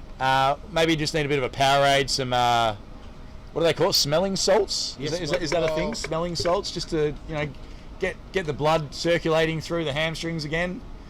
He seems okay. He's okay. He's just kicking his legs out there. I think that's little cramp in the calf. Yeah, a little bit of cramp. I mean, it is a hot day out there, Matt. Oh, it's warm. It's warm. It's warm. Very important to keep the fluids up. Yeah. got to keep your salt intake up on a day like this. Afsal, you know all about that, being a mean fast bowler. Well, you have to prepare one night before, not on the day basically. So you drink enough water the day before, so you last on a day. But you still have to keep on going during the day as well. Certainly. I would have thought the preparation from Afsal before a match differed a little bit from your preparation before the match. Yes, Matt? possibly substitute beer for water. As that one's swung away and nicked down to short third man for a single to Jamie Atkinson. We won't go too much into that, Matt. I think for those of you out there that know Matt, you'll probably understand. We what all I mean. prepare differently, Matthew. Barcat on strike here again. Pulled Gave down, himself some room. and it's cut away to deep point there by Wakas, just ticking it over at the moment. As we get a bit of a thumbs up from Mohsin Khan down here, I think he's okay. Just a little bit of cramp on what is a hot day. As Aftab comes in and drags this one down, Jamie can't take advantage, but knocks it down to a long off. Skipper, fantastic! Tremendous bit of running there from Barcat. Wakas, He really is like a greyhound between wickets. Very few people in Hong Kong cricket faster between wickets than him, and he just took full toll, saw the opportunity and scampered back extremely quickly for that second. Look, very professional there by the coach. He saw it just dropped in, but short of long off and just past cover, and sensed an opportunity for a second and called Jamie through and made it quite comfortably in the end. And this one's full, and Jamie's whipped it through mid-wicket. The long-on fielder is running around, and Wakas, a bit of a stumble, a bit of a stutter, I should say, but Easy two in the end. makes it back comfortably. Wakas actually turning blind on that occasion. I know for a lot of the young, keen cricketers out there, you never turn blind. You always keep your eye on the ball, Afsal, as you would know. True, especially as a coach, you are Oh, role no. model and people are always following you and watching you. And that brings the end to the 16th over. The score moves on to 121 for 3 wickets. Fantastic platform. So 24 balls to go. The score 121. KCC looking to score maybe 8 to 10 and over off the last 4. Yeah, Yes. we're certainly looking at 160. 160, plus here. 160, 170. Those lusty blows from Jamie Atkinson. Look, that'll be a earlier very that'll be a very competitive score out here today. With a change of bowler, it looks like Mohsin Khan, after cramping up after his previous over there, he's going to be replaced by skipper Ehsan Khan, who continues to marshal the troops very well. This is last over, right? Ehsan's? Ehsan's only bowled. He'll be bowling from this end. Ehsan's only bowled 2 overs, so yeah, it looks like he's going to bowl the last 2 overs from this end, and it looks like Aftab will probably bowl the other 2 overs from the other end as he comes in a bowl full, and Wakas knocks it down to long on here for a single. It will be interesting here from the KCC whether or not they look to rejuggle their batting lineup. I'd be extremely tempted to look to get the likes of Jay Davidson up the order with just 24 balls left in the innings. Or sorry, 30 balls left in the innings. 23. Yeah, absolutely. There's still some batting to come for KCC. Some recognised batters. Chris Carter still to bat. Yeah, he batted last week as Jamie just whips that one down to mid-on stylishly for a single. You can see the intent from Jamie there to target this short boundary. Ehsan saw him coming and fired it in. Beautiful bowling there from Ehsan Khan, right in the block hole. Really, very little that Wakas Barcat could do with that one. Yeah, he was trying to make the room, but he's very experienced. He knows exactly what to do at the depth. So he's been bowling so far very well. He's hit this too well. He's falconed it. He's dropped it and it's hit him in the face. I hope he's okay there. It did look as though it struck him in the face. Just. No, he's okay. He's Chest. okay. He's signalling to his chest. Just might have got lost in the Austin Road buildings there at the back. There is some glare there actually, Matty. Yeah, it was struck very firmly by Jamie off the back foot. May have carried a little bit further than he originally thought, coming in off the long on boundary and put down by Miran Zeb. And this one's hit high! Oh boy! And that's over our heads here in the commentary box, and that's up into the sun lawn. That is way back there, Matthew. That's a length ball by Ehsan Khan, and we can't see how far that one's gone. Let's hope everyone's okay up there on the bar watching the game. Crowd killer, that one, Matt. That's gone a long way. Absolutely, it was as Ehsan Khan gets taken for a 6 off the final ball of the 17th over. Score moves on to 130 for the loss of 4 wickets. 3 wickets, my apologies. Still got 1 ball to go, I think. Oh, right, sorry. No, a delay in play due to trying to find a new ball. Yes, ball retrieval is taking a little longer than normal. We do lose a few balls here, Matt. It is quite a small ground, so on occasion we might just take this opportunity to go around the grounds. Go around the grounds. Right on the tip of my tongue. Up at the Hong Kong Career Club, 164 for 5 in the last over. The Hong Kong Career Club are a very, very competitive score by them. Kinshit Shah made 70 from 49 balls. Martin Kutsia, the gun South African import, made 72 from 47, and a couple of guys in the last over. As Ehsan Khan comes back in, and might have been a wide ball, but may have been a stumping opportunity there. Just noticed the batsman shifted his feet back and forth, but unfortunately for wicketkeeper Rupa Singha, he shelled the ball and couldn't affect the stumping. And full again and knocked down to long on here. He's got a bit of work to do, Miran Zeb, and he does beautifully. Fantastic fielding on the boundary here by Miran Zeb. Absolutely, the young kids do it so well these days, Matt. I think back in your day, the old foot wedge might have come out there. Yes, the foot wedge would have definitely come out. It is something. It's a facet of the game that unquestionably has improved over the years. The level of fielding that we see in all forms of cricket now is way beyond what we may have seen 20 or 30 years ago. So it's a wonderful facet of the game now. Absolutely, which brings an end to the over. That's 132 for 3. So 3 overs remaining. 18 deliveries, score at 132, still on target for that, so at 160, maybe even 170 total, which is competitive, Matt. Oh, it's more than competitive. As said in the preview, I thought 140 was really a pass score, so I think they're doing very well here.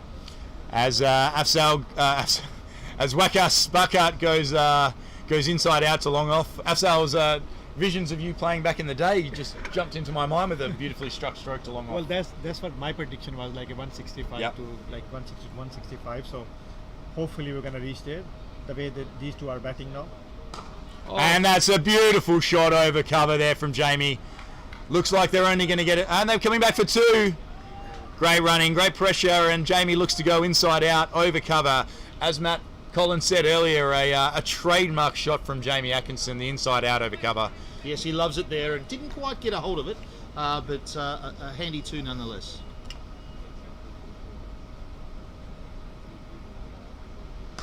And that's beautifully struck by Jamie Atkinson. We just called the inside out over cover shot, and he gets a ball in his arc to do the same, and it's punished 2 bounces into the scoreboard. Jamie Atkinson moves on to 24. It might be advisable to get that deep cover fielded a little bit straighter with Jamie the way he's hitting them. And this one's full, and it's whipped to the leg side to deep mid wicket for 1 run. Jamie 25 not out off just the 14 deliveries, including a couple of sixes. Yes, he can be a very, very damaging player later in the innings, and he's certainly someone that LSW will not want to see still batting at the end of the 20th over. Absolutely, as Aftab comes in, and it's pulled away here straight to the fielder in the deep by Wakas. That'll be just a single.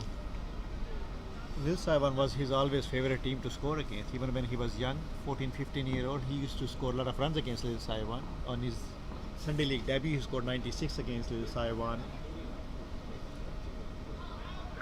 And try to be swung away there by Jamie Atkinson, and that brings an end to the 18th over. The score by KCC is 3 for 140 with just the 2 overs remaining.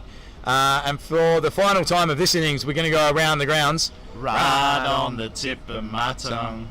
Hong Kong Cricket Club, for those watching, a fantastic finish to the innings by Jack Metters, I think it is, scoring 24 off 6 balls, including 2 4s and 2 6s. Propels the Hong Kong Cricket Club to 186 for 5 from their 20 overs. Fantastic finish. A more than par score there by the Hong Kong Cricket Club lads. Pakistan Association going to have to bat extremely well to chase that down, Matt. Yeah, look, that's a very, very competitive total, and but you know, it's 2020 cricket, and Pakistan boys have got some fantastic players, so they're definitely not out of the game. Absolutely, and back to the more important game today. Little Saiwan here, just 2 overs to close out the KCC innings. Fast bowler Tanvir Ahmed's going to come back into the attack, which means that skipper Ehsan Khan's not going to bowl his full allotment of 4 overs. What do you make of that, Afsal? Maybe he wants to bowl last over from other end instead of Aftab, because he's been struggling a little bit in the last over. So Aftab and Ehsan potentially only to bowl 3 overs each, or we'll have to see. They're the 2 best spinners. And this one's full on the leg stump, down leg side actually, and called wide by umpire John Prakash. Tanvir Ahmed there looking to follow batsman Wakas Barkard as he backed away, trying to give himself room and hit over the offside. Yeah, it certainly looked like he was trying to get that one in the block hole and just overcorrected a little bit. Pushed it wide. So extremely important couple of overs here for Little Siwan in terms of their season in the Premier League. Don't want to be chasing much more than 160. Anything under 160, I think they'll give themselves a good chance of chasing it down with their batting attack. And this is short outside off stump and heaved to the leg side by Wakas Barkard. That was a Evo. That was Freo. That was Freo Hepo. And that slower ball there as well. Yeah, he's slow ball. So he's very good basically in the variation. He was famous for his Yorkers a few years back. I think he lost a little bit last year and the year before, getting back into it. Got married 3 weeks back, so he's a fresh new fast bowler again. Well, congratulations to Tanvir. Some would say congratulations, some would say commiserations. No, but we'll go with congratulations. Obviously a very joyous day for him and his family. Obviously sort of retired from international cricket fairly recently, I think maybe last year or the year before, along with a couple of other players in what were some controversial circumstances. Maybe we'll go more into that later, Afsal. And this one's full on leg stump and swung away to deep square leg. And fantastic fielding, keeping it to just 1 run out there on the boundary. Fantastic bit of fielding. Ibrahim is a fielding there. He's been very, very good today. He stopped so many balls in that area, covering a huge area all the way from mid wicket to long leg. He'll feel he's missed out there, Jamie. Full toss. Yeah. And really only 1 man down there, so he will feel he's missed out a little bit. That's the longest boundary we have. I think in KCC on this end, if you're playing on this side of the wicket.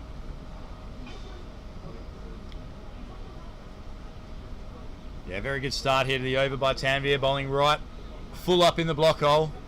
Jamie Atkinson only able to manoeuvre that one to deep mid wicket, bringing Coach Wakas back on strike.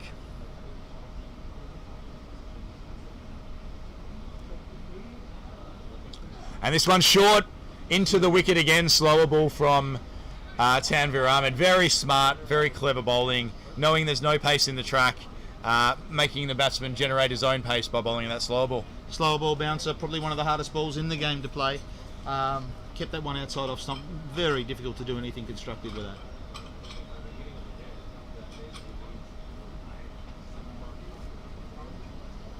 Just cannot give him anything in the hitting zone here, the half volley area. He'll put you away. So I think he's looking to make room and play over the cover. Let's see what happens on this ball. Either it's going to be repetitive of the last ball or it's going to be Yorker. As Tanvir Ahmed comes in again to bowl, and he's got 4, and Jamie's gone again to mid wicket. Two fielders converging on it, and they'll come back for a well run 2. Again, fantastic bowling. He's rotating between the Yorker and the slow ball bouncer, and he's mixing it up and keeping the batsman guessing. Jamie, all he could do was shovel that one out to deep mid wicket for a couple of runs. Score moving on to 147.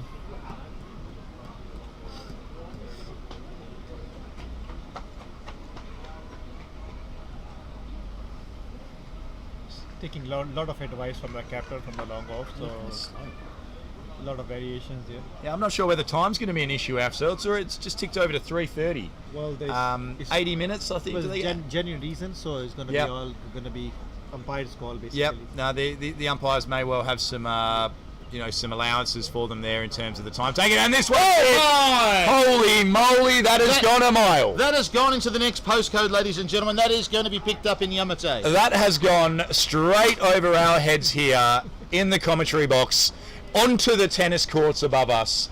In golf we say 4. We needed a 4 call there. That went that far. Jamie Atkinson got the length he was looking for and did not hold back.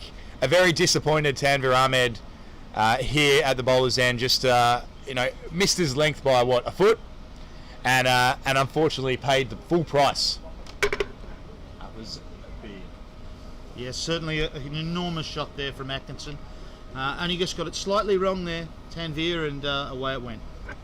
Yeah, Jamie's lovely partner Claire over on the balcony. She doesn't actually get up to watch much. She's doing a lot of sunbaking. Not a lot of watching of the cricket, but even she got up and clapped for that one. Give us a wave, Claire. Give us a wave.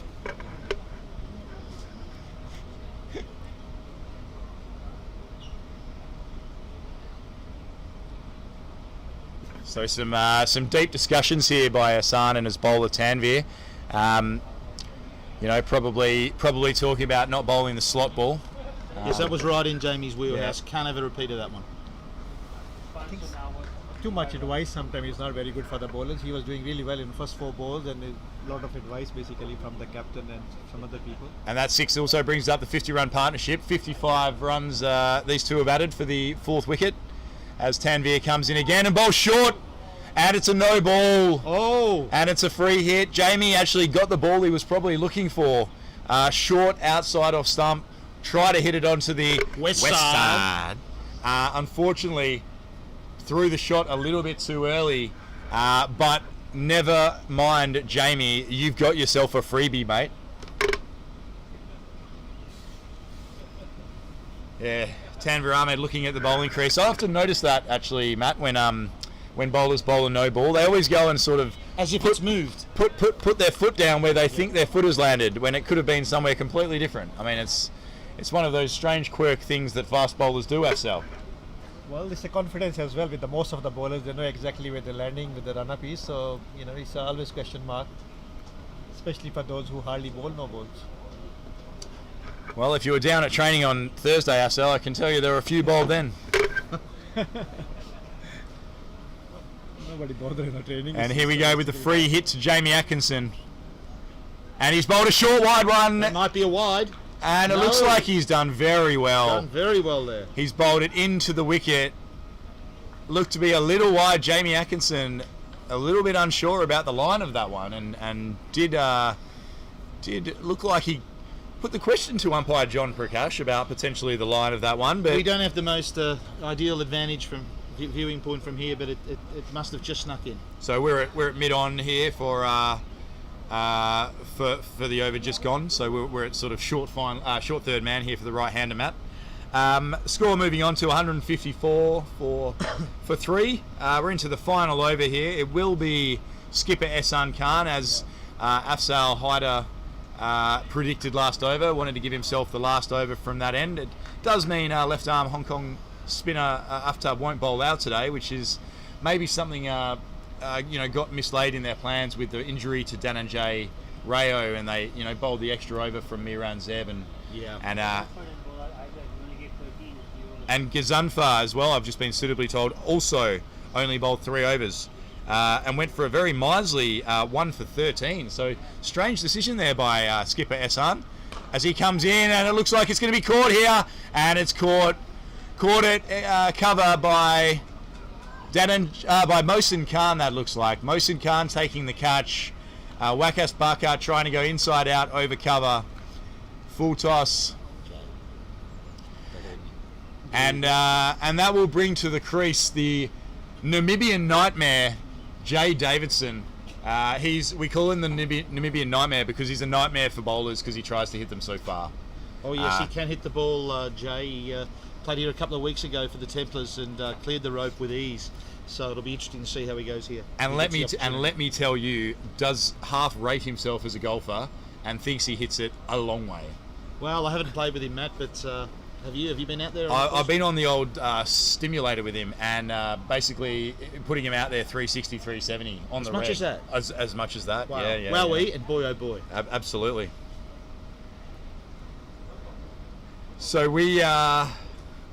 So we're into the final over here by KCC. Jamie Atkinson will be on strike here, and he's oh my God, he's hit that That has gone into the PLA. That has gone so far. He got a full toss. He gave himself room, got a full toss, and deposited it into the Jordan Path area. That'll be another new ball, thanks, gents. Yes, you won't be retrieving that one. That's been struck absolutely magnificent. 6 on any ground in the world, mate. Absolutely. Full toss. He swung that away over deep mid-wicket. Got the ball he wanted, Matt. Full toss on the hip, and let's just say it came out of the middle. In fact, not a million miles away from his partner Claire up on the swimming pool pavilion. Yes, keep your eyes on your fries up there, Claire. Jamie's coming your way, so mind you, a bit of a gift that one from Hassan. Full toss, leg stump, put it away. Now he want to bounce back here, the little silent skipper, and he's fired it in, and looks like he's caught and bowled. Jamie Atkinson trying to deliver the same punishment as the ball before, but unfortunately on this occasion could only ship it back to the bowler Ehsan, who took the catch very, very easily. But a great innings there from Jamie. It was exactly what the KCC needed, just to up that run rate, because they were looking like they were stalling a bit around that 100-run mark, and really some lusty blows has really got their score up to now sort of a very, very serviceable target. Absolutely, and that brings to the crease pilot Chris Carter, sporting a bit of a towel out of the back of the pants there. Yes, that's rather controversial, I feel. I'm not too sure about that. Now, what's that? What do you need that for? I mean, it makes no sense. If he was bowling and he wanted to dry his hands, I could kind of understand it. But, well, we all know Chris is a bit of a special unit. Yes, a rare breed, some might say. Yeah. Yeah, we'll have to ask him about that actually after the game, what the thought process is there behind the towel whilst you're batting. I mean, I can confirm that he is quite a sweaty individual. So it might have something to do with that, but I'm not sure. He's only out there for 2 balls, so he's not going to work too hard here. As Ehsan comes in again, and he's fired that one in, and he's pushed it out to deep square leg for a single. Bringing the Namibian Nightmare onto strike. And Jay Davidson, the Namibian Nightmare, will take face, and I can tell you right now, he will not hold back here. He will try and hit this onto Austin Road.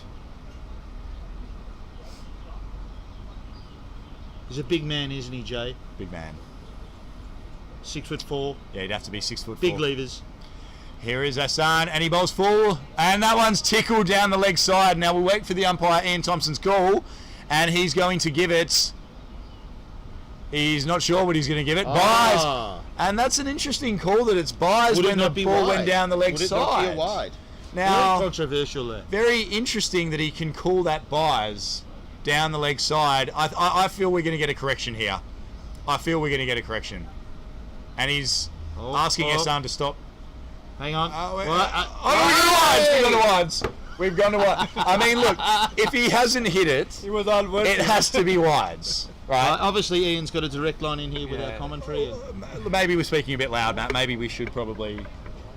We should speak a bit. But look, let's be honest. Unless he hit it, it has to be wides down the leg side, Short format is always wide. Everything down the leg side. So it's very easy for umpires to make a call. It's not hard anymore. Yep. I mean, yep. Ehsan in here to Jay, who gets a full one and he knocks it down to deep mid wicket. They're going to push hard for 2, but they're not going to come back. And a great bit of fielding there in the deep. Fantastic pickup by Ehsan Khan on the half volley there as well. Oh, yes. Did not do him any favours, the throw, but got to it very quickly. So a bit of a bonus there for the KCC. 5 wides in the final over.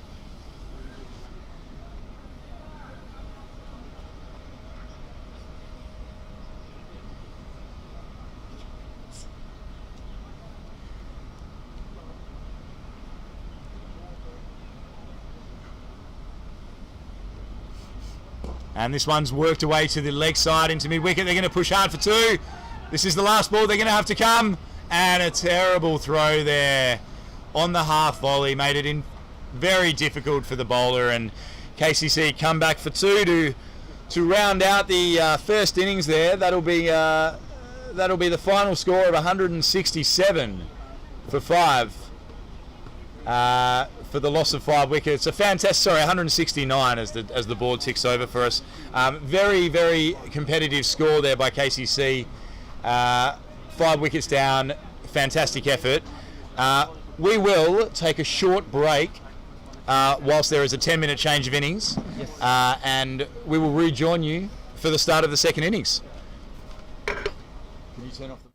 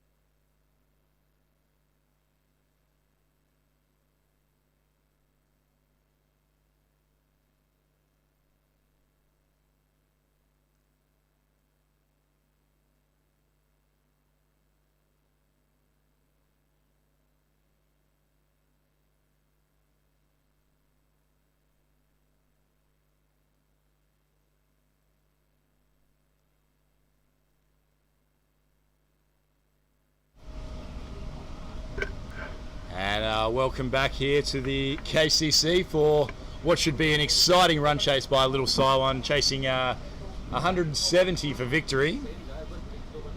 We are going to go, Matt, around the grounds. Right on the tip of my tongue. Up at the Hong Kong Career Club, Pakistan Association have started very, very shakily in their response to 186 for 5 made by the Hong Kong Career Club. Pakistan are currently 9 for 2 in the third over. Now, a very interesting development here. Normal wicketkeeper Rory Keynes, captain of the HKCC Scorpions, has opened the bowling. I don't even know what he bowls. Can we get any insight onto what he bowls? I have a feel it could be some offies, mate. Maybe some offies, yeah. So he's taken 1 for 6, took the prize wicket of Yassim Murtaza, caught Ryan Buckley for 1. And then at the other end, Kinchit Shah, the Hong Kong vice captain, has taken a wicket of Baba Hyatt, the ex-Hong Kong number 3 batsman. First-class double 100 to his name, T20 100 and an ODI 100 all to his name. Prize wicket, that one, Matt. Stumped, looks like stumped by Adil Mahmood. Oh, right, okay. So there's a bit of an error in the scorecard here. It's actually Rory Keynes is keeping, and Adil Mahmood is the opening bowler. So Adil took the wicket of Yassim Murtaza, and the catch was taken. Baba Hyatt was caught behind by Rory Keynes off Kinchit Shah. So yeah, don't adjust your screens. Rory Keynes did not bowl the first over. I was thinking that might have been a stroke of genius there from the skipper. Yes, we'll have to speak to the scorers over there about. And it looks like there's another wicket just fallen at the Hong Kong Career Club. Ex-Hong Kong captain Tanvir Afzal, who came in at number 4, has been caught off. Well, it says Rory Keynes, but I'm assuming that's Adil Mahmood. So Adil now has 2 for 6 from his 1.3 overs. A fantastic start by the Hong Kong Career Club in what is a must-win game for them, Matt. Yeah, most certainly is. They've got to win today to keep their grand final chances alive. As do LSW here today. And look, this total here, just going into this match here, this total here is a very gettable total. But they're going to have to bat well. So let's see how they go. But they've got some powerful strikers, and again they should look to target this short end. Absolutely, as Afzal Haider makes his way next to us again to help call the second innings of the game. Afzal, your thoughts? Well, actually, Afzal, your thoughts about the Hong Kong Career Club game first. Well, Kinchit got 2 wickets in first over. Wow, and he got Babar was out earlier by That's Adil Mahmood. Adil Khan and yeah. Adil Mahmood. Then Kinchit got 2 wickets. He got, I think, Tanvir Afzal and Daniel, or who else is it? Baba and Yassim. Babar and Yassim. Okay, the three good batsmen out already. This is going to be very, very tough for Pakistan club in HKCC. So it's not done up there just yet. They've still got wicketkeeper Zishan Ali, who's just come to the crease. He scored a fair few runs in the Premier League, and for those that followed the T20 Blitz here in Hong Kong a few years ago, made a superb 50 or 60, I think, playing in the T20 Blitz for the Kowloon Cantons, I'm going to go with. Complete guess, might not be the Kowloon Cantons. All right, as we are getting ready for the second innings to resume here at Cox's Road, Coxido, it's going to be the Namibian nightmare, Jay Davidson, to open the bowling here from the short end. Yes, and Jay's been battling a knee complaint in the pre-season, so he's really been looking to manage that. Also had a bad fall in the field last week, hurt his hip, but spoke to him during the week and he seems to be fully recovered. So certainly bowling from this end, he'll be looking to sort of hit just a short of a length, give the batsman nothing too full to strike. And the two opening batsmen here by Little Saiwan is Ibrahim will take strike, and there's Wakas Khan, the very experienced Hong Kong player, Wakas Khan at the non-strikers end. For those that would remember the game last week, Jay Davidson ripped the heart out of the Hong Kong Career Club top order, taking two wickets in the first over for the loss of no runs. Nicked up Martin Kutsia, the in-form batsman who makes 100 just about every time he bats and then accounted for Adit Gorawara with a slower ball wide one that he could only manage to spoon to cover, also for a duck. As we just get ready for the start of play here, and Jay Davidson running in from the KCC clubhouse end, and that one's worked away off the hip for a quick run. Now Trivadi fires and starts things off with a leg bye to short fine leg. Might have fairly missed out there, Ibrahim.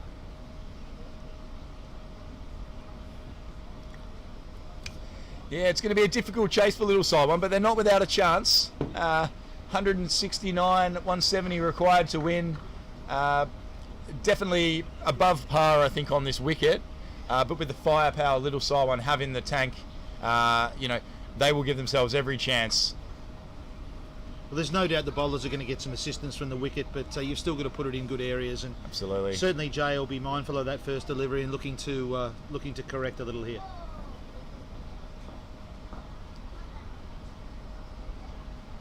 Oh, and that one's nicked past the leg stump. Looked to play it away onto the offside and just caught the inside edge of the bat and rolled past leg stump. Good keeping there from the heavily towelled Chris Carter. Still sporting the towel. Interesting that Chris Carter has continued with the towel despite still having gloves on. He might doesn't even know you have a towel in the bag. Yeah, maybe we should tell him when he comes down here. We might try and get some insight to him as to why he is wearing the towel today. A post-match interview may be required. I think it could be required, Matt. Yeah, of course. As Jay Davidson comes in again here, and he bowls just short outside the off stump. That's the length he'll target, though. He won't be looking to give the batsman anything too full, bowling from this end. He'll certainly be short of a length. And after what has been a difficult year for everyone around the world, with obviously the COVID restrictions and the lockdowns that have ensued across the world, including Hong Kong. Boys. Hey, Miles. As we have a couple of the young kids in our KCC junior cricket program holding up play here behind the side screen. G'day to the Wong family. As Jay Davidson comes in again here, and he's short of a length, squaring up Waqas Khan there, who plays it away back to the bowler. A very hard length there by Jay Davidson, as you said. Not going to want to get too full here with the short boundary straight. So yeah, difficult year around the world with the lockdowns, with the restrictions. Fantastic to see cricket being played here in Hong Kong and around the world. Thoughts go out to those in the UK who have just been announced into another lockdown. We're fortunate here in Hong Kong to have come out of it relatively well, as Jay Davidson comes in and he gets full onto the off stump. Back to backward point to Rory Cox, who to his left hand, a very well judged single, chose not to throw, and the score moves on to 2. It's been very good over so far. 4 balls, only 2 runs. Yeah, fantastic start here from Jay Davidson. Difficult to line up. Obviously a very tall man, 6 foot 3, 6'4" in the old. Weighing in at about 194 pounds.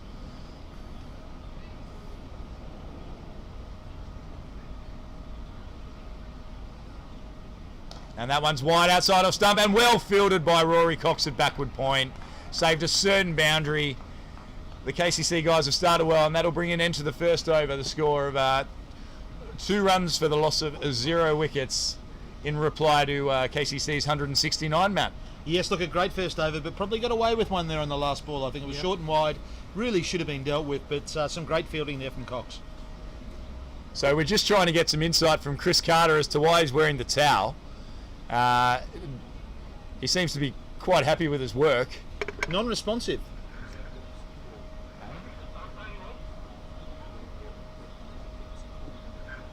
Yeah, it might be, as suggested by someone here in the commentary box, it might be a bit of a fashion statement from Chris Carter, looking for this to take off around the world. Jamie Atkinson, actually, at first slip, also sporting a towel. And like I said last week, an unbelievable floppy hat. The coloured floppy never goes out of style. Loves the floppy, doesn't he? And he loves the floppy hat. He's a huge floppy man. I mean that in the cricket sense, of course.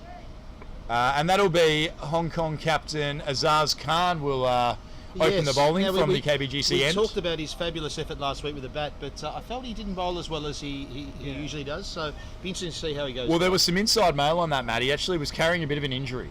I heard after the play as he comes in and bowls his first ball, and that one's beautifully bowled outside the off stump, nipping away, beating the outside edge of Waqas Khan. Yes, I was informed by Coach Waqas he was carrying a little bit of an injury and wasn't sure if he was actually going to be able to bowl last week.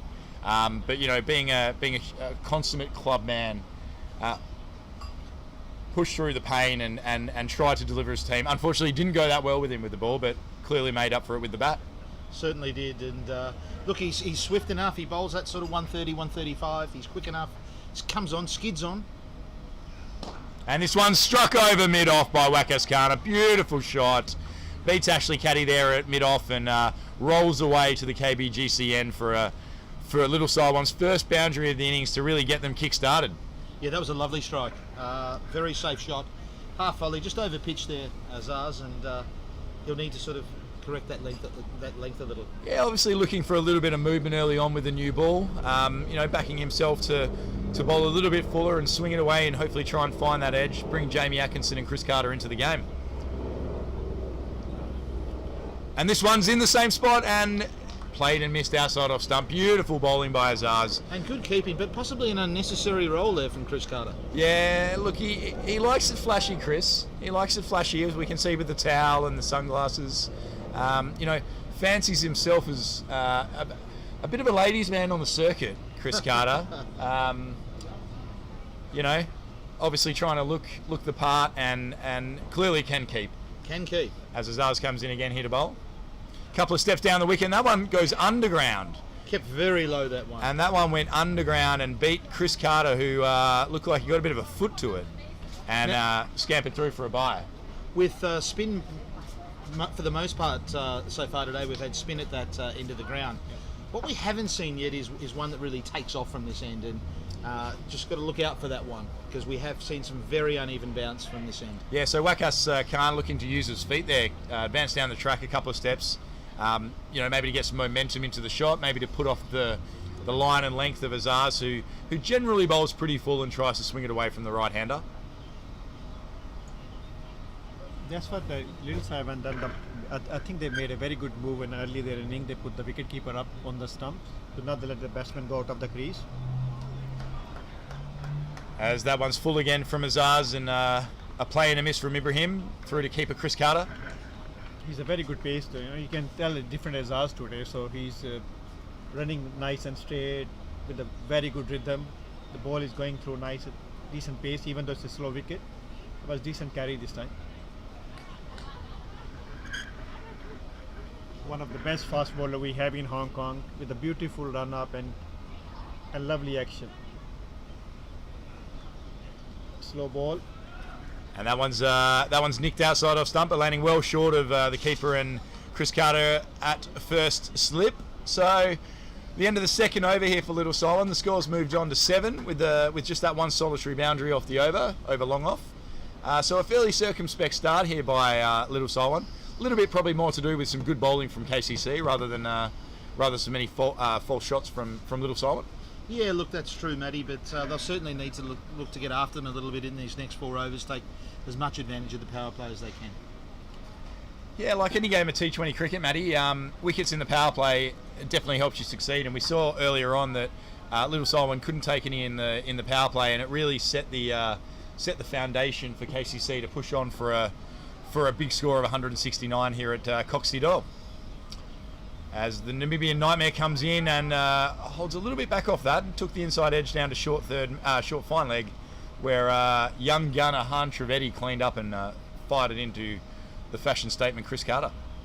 And certainly looking forward to seeing a Han bowl today. He's bowled beautifully in his past 2 games in the Premier League competition. He's a fabulous talent. He made 50 this morning for KCC under 17, right? Absolutely. He's been the talk of the town, Han Trivedi, with his off-spin bowling, but take nothing away from his batting, coming in at number 3 this morning, making 70-odd in a T20, as this one goes underground as well. Looks like he may have taken a little bit of pace off it, rolled his fingers across, but Waqas Khan expecting the ball to definitely get up a lot more than what it did, and played over the top of it. The ball not carrying through to keeper Chris Carter. So we've already seen in the first few overs here of some inconsistent bounce, which we have seen over the weekend. So it'll be the Namibian nightmare yet again. And a little slower ball again there, taking the pace off it into Rory Cox at backward point for an easy made single. Well rotated there by Ibrahim. I don't know a lot about Ibrahim. Can you tell us anything about him? He's been playing more than 13 years. Played Hong Kong under 15, under 17, under 19. Was very good leg spinner. He's basically somebody who had a very good wrong on as well. I think lost a little bit in bowling and trying to convert him as a batsman, opening batsman for a little side one.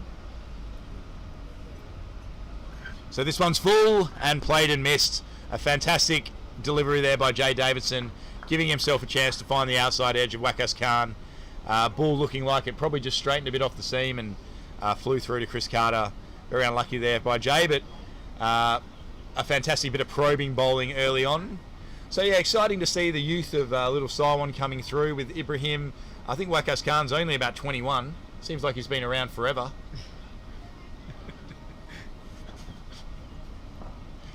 As Jay looks to close out here in the third over, short outside off stump, and a sort of half shot there by Waqas, I'd call it. I think he did play at it, but not with any conviction, Matt. No, didn't really look to go through with any meaningful shot there. Really got to look to score here, and if they can't get boundaries, they've got to be looking at working more ones, I feel. Well, they're struggling to see the behavior of the wicket is like bowlers are bowling slow ball, mixing it up as well, and it's not coming on the bat straight away. So that's why I think they're a bit confused at the moment. And that one's short, and he squared him up again there, Waqas Khan, and punched out to Rory Cox at backward point to complete the third over. The score moved on to 9 for no wicket. A fantastic start here by KCC. No wickets as yet, but really probing lines and lengths by the KCC opening bowlers, Jay and Azaz, making it very difficult for the Little Saiwan players to get some shots away.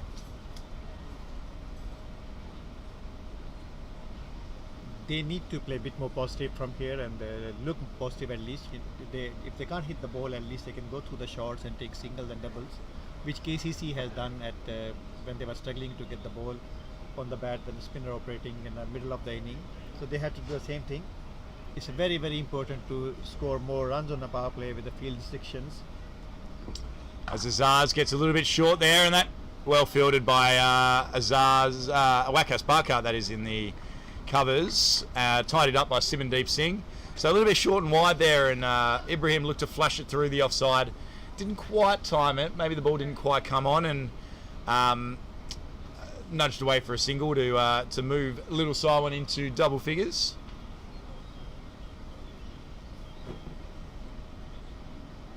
Yeah, so a key over here from Azaz, obviously to keep the run rate down, but only 2 and a bit overs left in the power play. Little Saiwan going to look to get on with it, and that's fallen outside off stump, and he's driving, playing and missing yet again. Fantastic areas by Azaz. Look, with the field up on that offside, that's the right sort of shot though. Just couldn't get a hold of it. Fantastic intent there by Waqas, but I think just too good a ball. Yeah. Swung away, seam up, as Afzal said earlier. Fantastic, smooth as silk run into the crease, run up by Azaz. Really loads up and beautiful shape on the ball. And this one's a bit wider and signalled wide by umpire Ian Thompson, who hasn't had a lot to do, Ian, today actually, but one of our most senior umpires here in Hong Kong has done numerous one-day internationals, for Hong Kong, involving Hong Kong. So definitely on that elite panel as part of the Hong Kong umpires.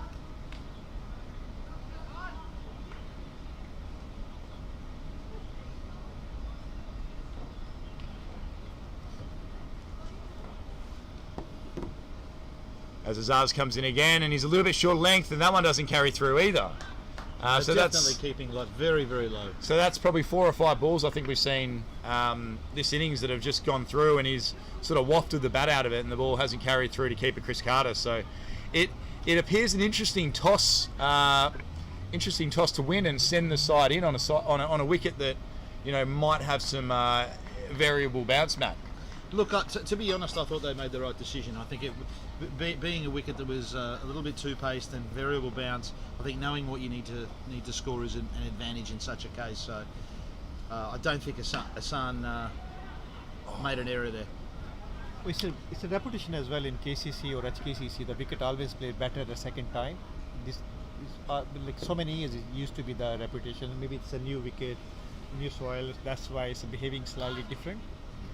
Definitely gonna maybe require another year to get a bit more harder. And yes, it'll take a year or two. The Thailand clay, which has been installed here at the KCC, does take a little longer than other clay varieties to settle in. That's your expertise, so you can you can talk Absolutely, a lot yeah. on this. I think we ordered that from clay.net, didn't we? We did. Clay.net is for anyone looking for any clay out there or clay-related products. And that one's bowled full and straight there by Azaz and nudged to mid-on for no run. Really probing lines here from KCC, giving Little Saiwan no width, you know, to fling the bat at, giving themselves every chance.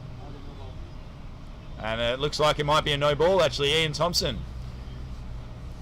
Very officious on the front line there. Was it? It's already been signalled a free hit. Sorry, I was looking away as that happened. So this may be what Little Saiwan need to kick-start this innings and give themselves a chance to chase down this total of 169.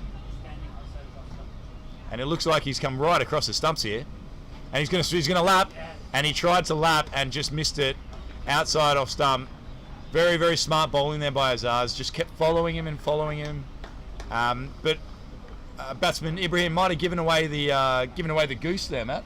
Yeah, look, maybe I'm a bit old school, but I still think you've got to play good cricket shots, and I think he really messed up a little opportunity there. Was that a bit fancy, you reckon? Well, I just don't think he needed to do it. Just play a proper cricket shot. Fields up. Especially with the field restrictions, you have to best use of the field restrictions. And that's played and missed again outside of and umpire Ian Thompson has signalled a wide. Nothing's getting past Mr. Thompson, let me tell you. No.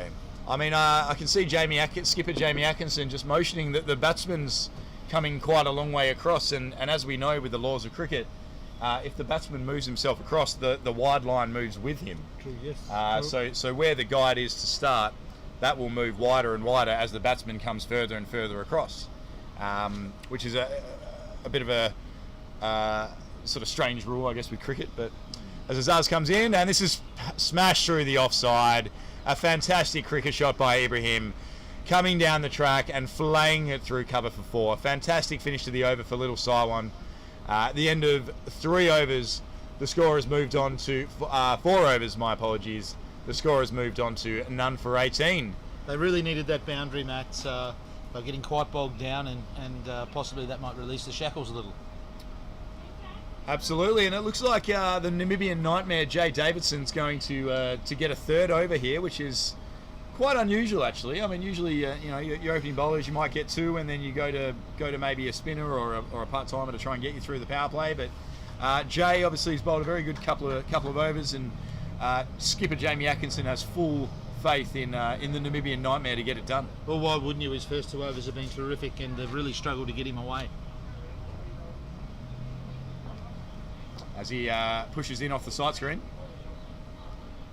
And that's down the leg side. Signalled wide by umpire John Prakash. Great take there by the keeper. By the circuit man. The fashionista. The circuit breaker.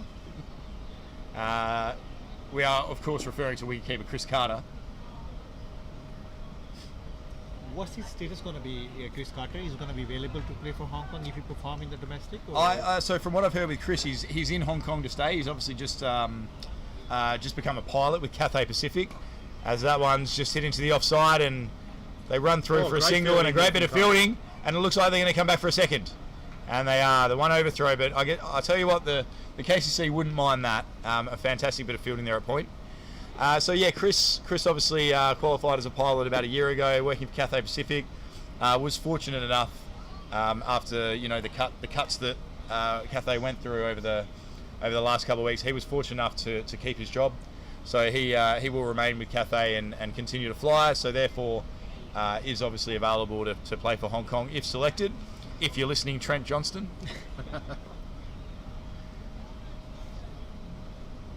Yes. And that's nicked and caught, and that's the end of Wakas Khan. Jamie Atkinson gives Jay Davidson one more over, and it finds the edge. KCC get the early breakthrough. 1 for 21 here at the KCC. The dangerous Wakas Khan is gone. Only just carrying there through to Chris Carter. Certainly didn't zing into the gloves. Yeah, another example there of the ball holding up in the wicket.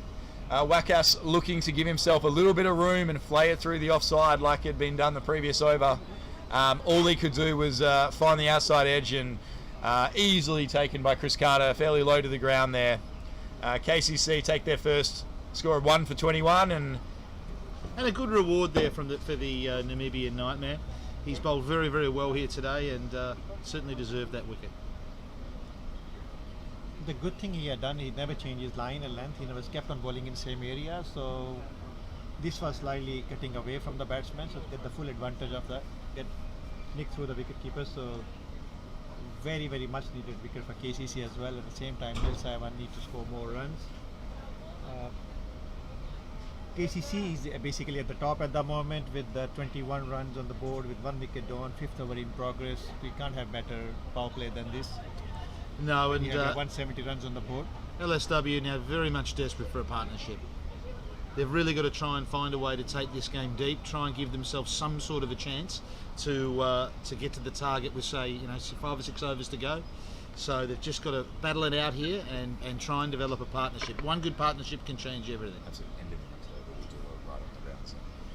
And that was obviously the wicket of Wakas Khan, a very important wicket there by KCC. So he goes for 9 off 17 balls.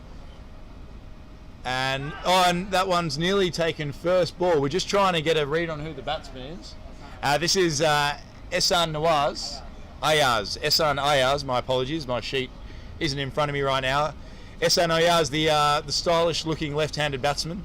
I think I played a couple of games against him in the Saturday, and he definitely gives it a good whack. So he'll come in and try and right the ship for Little Cylon.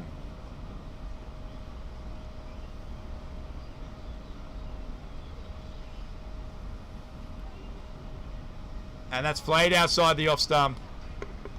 Again, not really coming through. It's not that easy to play your shot straight away on this wicket when it's keeping low.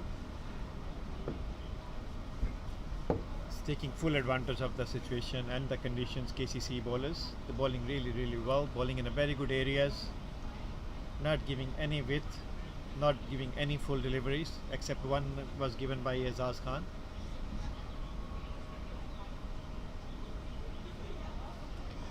As Jay comes in, and this is hit high.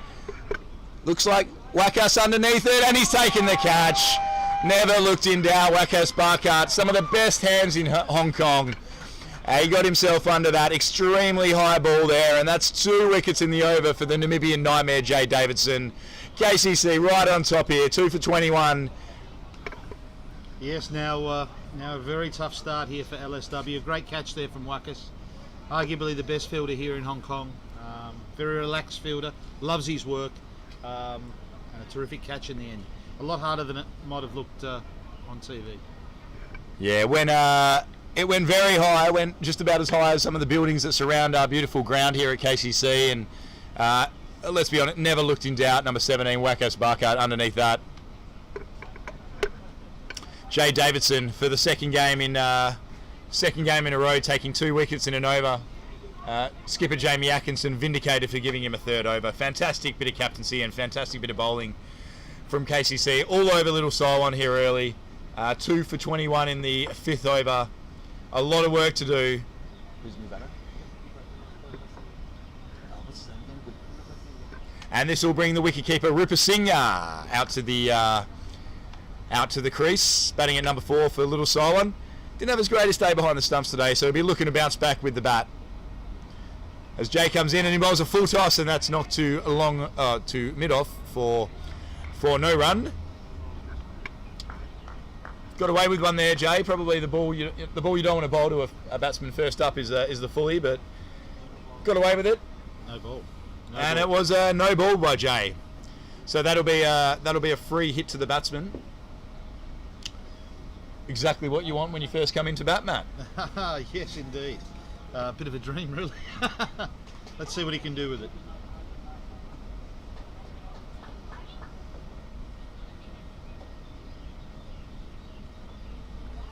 And this is full and work to the leg side. That'll just be a single out to deep square leg. Very well bowled there by Jay in at the body and limits the damage off the free hit. That'll bring it at the end of the 5th over. The score has moved on to 2 for 22.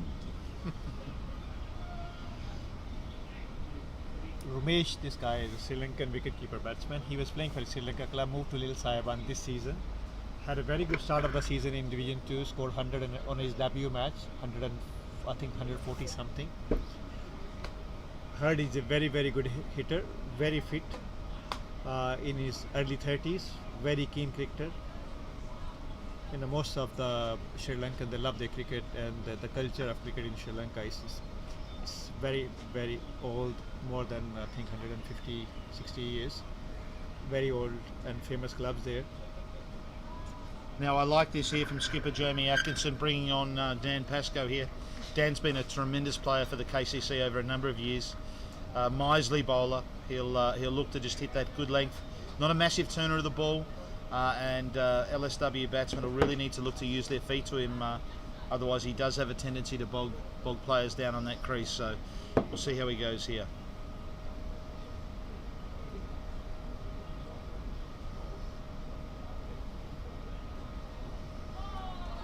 Playing him his outside off stump there. Yeah, Dan the pro Pascoe. No one works harder than Dan at the club. For those that were following last week, the consummate professional, trains every day, looks after himself the night before a match, as every good player should, and sees the rewards as he comes into bowl. And this is slugged high up in the air. KCC getting under. Looks like it's a T-kick bar. He's taking the catch. And that's out. That's Ibrahim. And that's Ibrahim. That's the opening batsman. He's gone. Little side one in all sorts here. 3 for 23. Trying to go the big dirty slog sweep to the swimming pool end. First up, and he's been caught at long on. Wide long on. Very good catch there by T-kick Bal. Not an easy one at all. Would have been quite easy for him to drop that, but it was a great catch. LSW now in really big trouble. Yeah, it's getting desperate here for Little Siwan now, and that brings skipper Ehsan Khan to the crease. Very, very handy with the bat. Would have liked a few more runs out of his top order, I think, before coming in, but at 3 for 23, the game is still definitely on with him at the crease. A little rear guard action needs to come from here, but KCC right on top here in the power play. 3 wickets.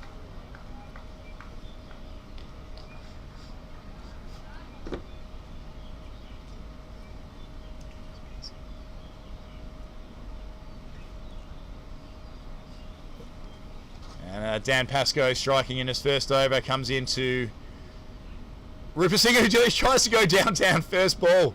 Well, I never. Well, he didn't even want to have a look. No. Just first ball. Not mucking about there. I mean, I haven't seen anyone hit Dan Pascoe for many runs ever. So no, he's a very, very hard guy to get away, and yep. You do need to take a bit of time with him. Use your feet. Try and get on top of him that way. So will he try and do the same again this ball? And he's knocked that one into the offside, and he's taken off a run, but sent back by skipper Ehsan Khan, who I reckon might have got halfway down there, had they have sent off for a single. Well, another miserly set here from Dan Pascoe, who's happy to bowl in the power play when the fielders are up. Just does a great job, has great control with those left arm orthies. Beautifully just gives bowled. you nothing to hit there, Dan, does he? Beautifully bowled, change of pace there by Dan Pascoe. Just really slowed it up. Knows that the batsman's searching and going to want to try and go after him.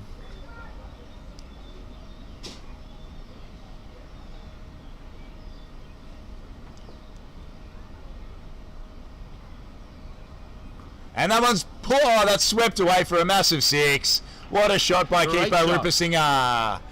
Just got Great down shot. on one knee and slogged it over deep square leg for 4. And that'll bring it into the over. The score has moved on to 29 for 3. Into the power play, I believe. And into the power play, So yeah. comparatively, LSW 3 for 29 versus KCC. I think it might have been 48. none for 48. for So 48. got a little bit of work to do here, but that's certainly that 6 helps matters. And we're just going to cross to the other game going on at Hong Kong Cricket Club. Right on the tip of my tongue. With the score over there, it is 65 for 4 off 10.1 overs, Pakistan Association, in reply to Hong Kong Cricket Club's 186 for 5. Bubba Hyatt, who I thought was out earlier, but it looks as though he's actually made 30 from 24. Maybe a scorecard error. So I think there might have been a few issues with the scorecard earlier. So Bubba Hyatt made 30 from 24 balls, but was just run out by Luke Jones. Has combined with Zishan Ali, who's 22 off 27, to give Pakistan Association a hope. But look, needing about 122 off the final 10 overs, it's going to be quite difficult. Having said that, it is a small ground out there, and if someone gets going, they're definitely a chance. So best of luck to both those teams in that game. As we move back to KCC, it's going to be Ashley Caddy to take up the attack from the sports club end, and that one's worked away to fine leg.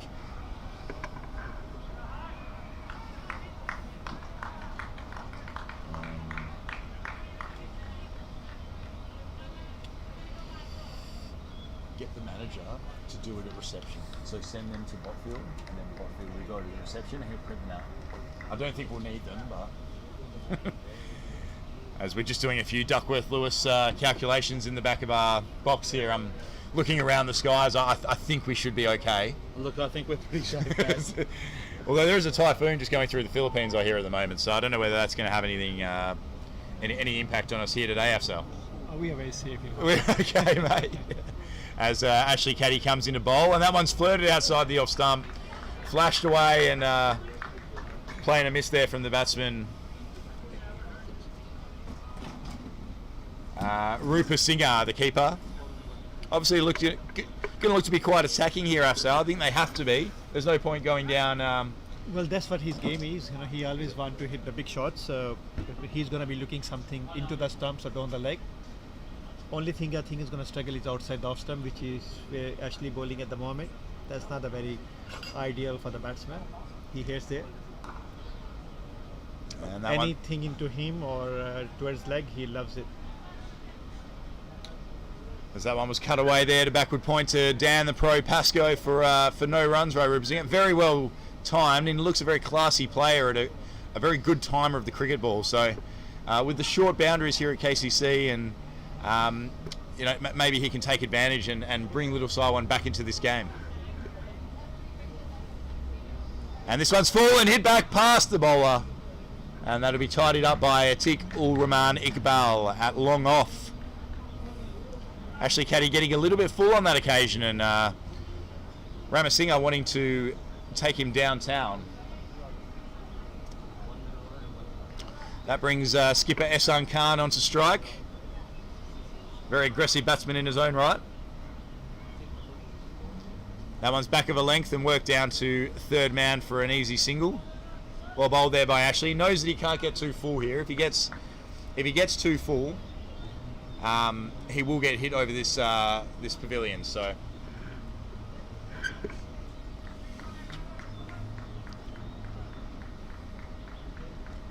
Ashley just coming back from injury, had some minor surgery during the week, but luckily for us, available to play.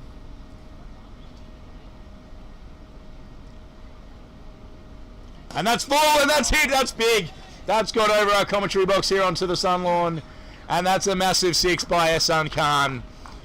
That's from Suresh, Ramasinghe. He got that one right in a slot and smashed it over long on for 6. Ashley Caddy not happy with his work. Got quite full there, and he knows that it's such a short boundary. If you get too full, you're going to go for 6. It's the end of the 7th over. Score's moved on to 38 for 3. He loves that area. Anything full, anything in the stumps or down the leg, he loves it. Outside off stump, I think he struggled a little bit, but I have seen a little bit of him. But a very aggressive batsman and very, very good and clean hitter of the ball.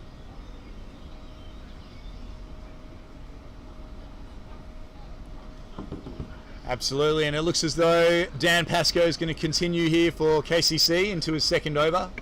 Going to look to try and bowl a nice tight over. We've got Ehsan Khan and Ramasinga's going beautifully at the other end. A very aggressive batsman, and as we look for a bit of a change of balls here by the umpires. I think that first one's up near the tennis courts above us, Afsal. Well, it's expensive match basically, so they lost 4 balls in the first innings, so that was the first one of KCC.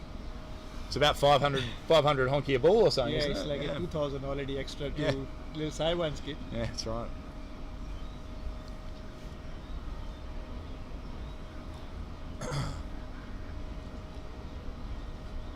As Dan comes in here to bowl, and he's come down the wicket, look to pat it away.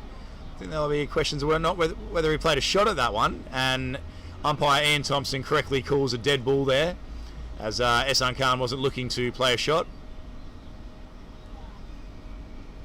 Very interesting part of the game, the laws of cricket, where if the batsman chooses not to play a shot and it hits him on the pads, the umpire will call dead ball and the ball will come back. But the ball does count, so that will go down as a dot ball to the bowler, Pascoe. And this one's flighted up and defended back to the bowler by Ehsan Khan. Interesting, they put in a first slip. We can see Wakas Barker here come into first slip, so looking to attack KCC still. And this one's hit into deep mid wicket. Rory Cox coming round, and he's taken the catch, and that's out, caught on the boundary. Great catch there by Rory Cox. Ehsan Khan goes, trying to take Dan Pascoe over mid wicket for 6. Could only succeed in finding Rory Cox on the deep mid wicket boundary. Little Siwan fall into further trouble. 4 for 39. Unbelievable.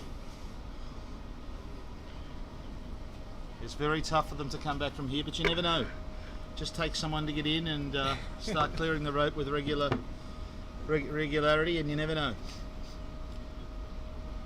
I did one at like 10.1 or something. I'll leave another 3 overs. And KCC all over Little Siwan here in response to their 169 for 5. Little Siwan are now 39 for 4. Skipper Ehsan Khan's come and gone. Caught, hold out, deep mid wicket. Rory Cox taking a great catch on the boundary. Actually not too far away from a spot where I might have dropped one yesterday and parried it for 6. Thankfully it didn't cost us the game. Sorry to those Crusaders out there who might be listening. Dan Pascoe to continue from the bowling green end. Just quickly, a shout out to former head coach of the KCC, Mr. Richard Waite, who's listening in with us today. Good to have you on board, Rich. Yeah, Richie obviously back in Durham, former head coach of the KCC. Did a fantastic job with us last season before the cancellations of the league. I think KCC was top in just about everything. So plaudits to him and his coaching staff for the work they've done to prepare the players, and paying dividends today as Dan comes in. And that one's played and missed outside the off stump. Fantastic bit of bowling by Dan. Drew the batsman forward and played and missed outside off stump. Looks to be Ramasinga on strike. They must have crossed while the ball was in the air there.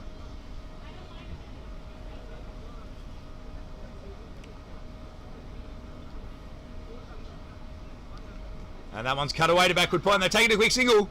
Caddy fires at the other end, and fantastic bit of backing up. You can see a teak running there off the long off boundary to prevent the overthrow. Dan Pascoe getting a hand on it. Sharp bit of fielding. KCC looking on here at this stage, Matt. Yeah, they're looking winners, but there's still a bit of cricket that have to be played here. But certainly the man bowling now, he really does represent the key. He's extremely hard to get away, and LSW have got to find a way to score against him. Absolutely, as the new batsman Aftab takes strike for his first ball. and knocks it down to Jamie Atkinson there, a short cover who runs across and saves the run. And that brings the end of the 8th over. Score is 4 for 40, I think it is. What's that scoreboard?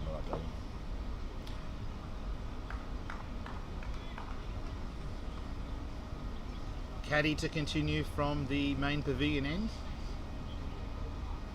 How many seasons he's had with the KCC, Ashley Caddy? He's been very successful. So I think Ashley first came to KCC in 2011. He came over here with his wife Faye, who is a vet here in Hong Kong, and has been working for another member of the club, actually, for a company called Shop 247, and does some work with them just across the road here, actually. So he's been with the club for about 9 seasons. I actually think since he's arrived, the club has been so successful in terms of winning Sunday leagues and whatnot. So as much as he's obviously not doing it himself, it's certainly a team game. He's definitely been a massive influence in terms of a player, selector, chairman of selectors. I think he sits at the club, committee man, and just all round great club man is Ashley Caddy. Still performing on a Sunday and in the Premier League as well, which is fantastic to see. I think he might have recently turned 33 years of age as well. So, Still very young. well, no spring chicken, Afsal. Once you get above the age of 30, it starts to get a bit harder. Well, 34, I heard from the physio. When 34, I was 34, there you go. As that one's driven to Beautifully cover. struck. Beautifully struck. Unfortunately, stopped there by the fielder, Wacka Sparkart, who makes it look easy there in the covers. The laconic Wacko Sparkart. All the best ones make it look easy, Yeah. mate. Never looks rushed. We'll look forward to watching him bowl some leg spin a little bit later on as well today. Yes, Looks like he's indeed. getting loose actually there at cover. As Ashley comes in again to bowl. And this one's short down the leg side, called wide by umpire John Prakash. Just getting his length and line a little bit wrong there, Ash, but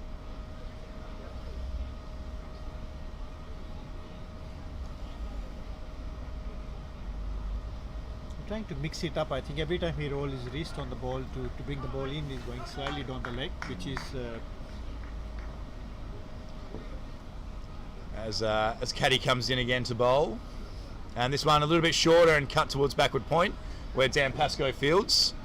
I actually got some mail that Ashley's been asked to go and train with the national squad on maybe as a netball or a bowl with the national squad. So potentially high performance manager Mark Farmer and Trent Johnson are looking at the wily veteran as an option to come in and bowl some handy overs for Hong Kong. Let's keep our fingers crossed for Ash as he comes in. And that's hit high. Oh my! And that's big. That's over mid wicket. And that's 6 runs. Fantastic striking there with the bat tap in the middle of the wicket. Don't we love to see that? Aftab Hussain just got one in the slot and was deposited over deep mid wicket for a big 6. The big man won't be happy with that. Well, that's a couple of times now Ash has missed his length and he's got a little bit full and he's been punished down here to the short end. With this wicket, Af, you've got to be rolling your fingers across and going into it, right? well, it has to be outside the off stump because he's bowling into the stump. Full ball is not going to help. Oh, and a rare misfield there by Wacko Sparkart. We've pumped up his tyres. Yeah, I think he might have got back there at the non-strikers, but I know Wackas will be disappointed with himself. He won't show it. As Ashley came back very well there and pulled his length back just enough so that he wasn't in the slot to get hit. And this one smashed outside of stump to deep point, where Rory Cox cleans up and restricts it to just a single. Looks like that is the end of the 9th over. Scores moved on to 48 for 4. And just as we were saying before, it looks like it may well be Coach Wacko Sparkart to come into the attack with his leg spinners. Very wily bowler, bowled for a lot of years, bowls a lot of handy overs for KCC. Certainly look to bowl variations, has a googly, has a toppy, and loves showing us all that. So looking forward to watching what he's got today. Indeed, and he'll just have to be a little wary here. He doesn't get too short. He does have a tendency, if he is, to get on the short side. So let's hope he can keep it up there. Yeah, and it hasn't escaped some viewers out there who are watching the game either live here at the KCC or on the stream that both first slip and keeper seem to be sporting towels out of the back of their pants. We are going to ask them later, and for anyone who's interested, we'll have an answer for you for next week when we bring the feedback here. As Wackas starts with a fully, that's hit into the onside, and they're going to push hard for 2, but we'll settle for just 1. Yeah, we will find out what's going on there with the towels, particularly wicketkeeper Chris Carter, who strangely wore one whilst he was batting, which I've never really seen before, to be honest. I don't know why you would. It's certainly random. Let's just say that.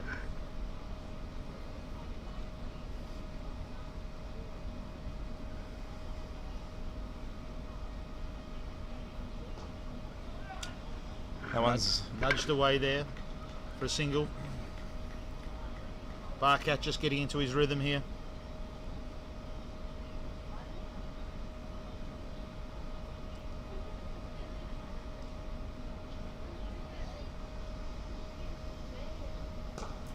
Fine shot.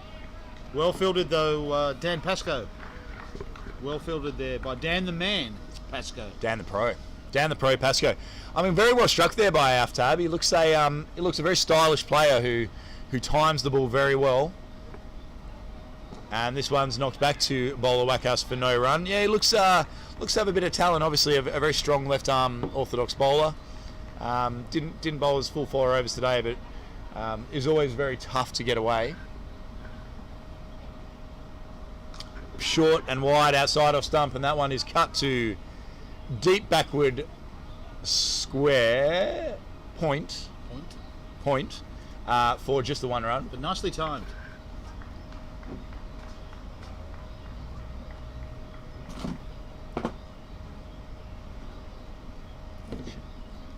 Oh, and a big swing and a miss. And that'll bring in the end of the 10th over. The score has moved on to 51 for 4. So it's all in front of Little Saiwan at the moment, Afsal. How do you see them getting back into this game? 119 in 10 overs. They need to win, which is very, very hard, even though it's a small boundary. But the wicket is not that easy to play, and they lost it all, the major batsmen, except the Suresh is still there on the crease. And Aftab Hussain, I don't know what he can offer from here when you need basically more than 12 runs in an over. Yeah, I mean, they say once it starts getting to 12 runs and over, very difficult for any team to chase that down. I know we did it last week against HKC, but we did have a set batsman in Azaz Khan at the crease who had taken his time, and he took full advantage once he decided to put his foot down. With that, there'll be a change of bowling here at the KCC. We've got Atiq Ul-Rahman Iqbal to come into bowl. As we've said earlier, loves a change of pace, rolls his fingers across. Very tall bowler. He'd be, 6'3", 6'4", 6'2", 6'3". Uses that height and runs his fingers across the ball. He'll look to bring the ball into the right-hander as well. Yeah, keeper standing up to keep the batsman honest and in their crease. He'll be the same as Caddy. Obviously, Caddy got a little bit full a couple of times and got to positive 6. He'll want to be just back of a length. And we've seen that first up there from Atiq, exactly the length. Maybe a little bit more width than he would have liked, but certainly no issues bowling that sort of line. Chris Carter keeping up to the stumps here. Atiq will look to just keep asking questions outside that off stump.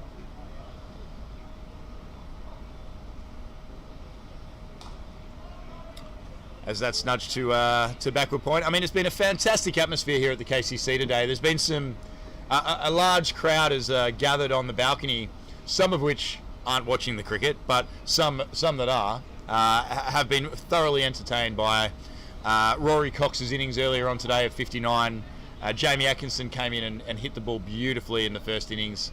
I think Wackas got a few runs towards the end, and they put on sort of 50 or 60 to get us up to 169 as Atiq comes in. That one's worked to a long on. Very well bowled there by Atiq. There's not a lot the batsman can do other than nudge it down to long on for 1. So they were thoroughly entertained earlier by the batting of KCC, and since KCC have been in the field, the bowling's been tremendous. Jay Davidson 2 wickets in an over. Dan Pascoe a couple of wickets early on. The score 4 for 51 in the 11th over. all to do for Little Siwan.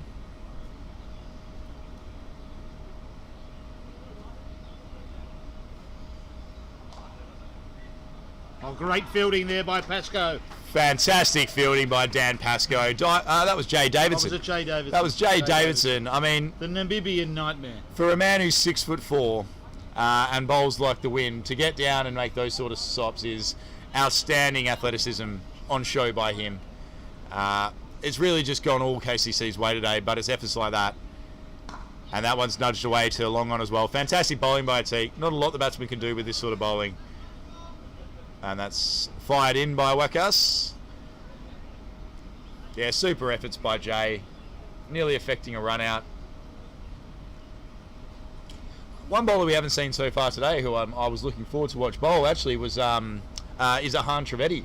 I think he'll get a run still. The young 16-year-old is yet to come into the attack. Oh, he's going again. Well, you can't keep him out of the game. You can't keep him out of the game. Jay Davidson just diving away there and preventing yet another single to close out the over.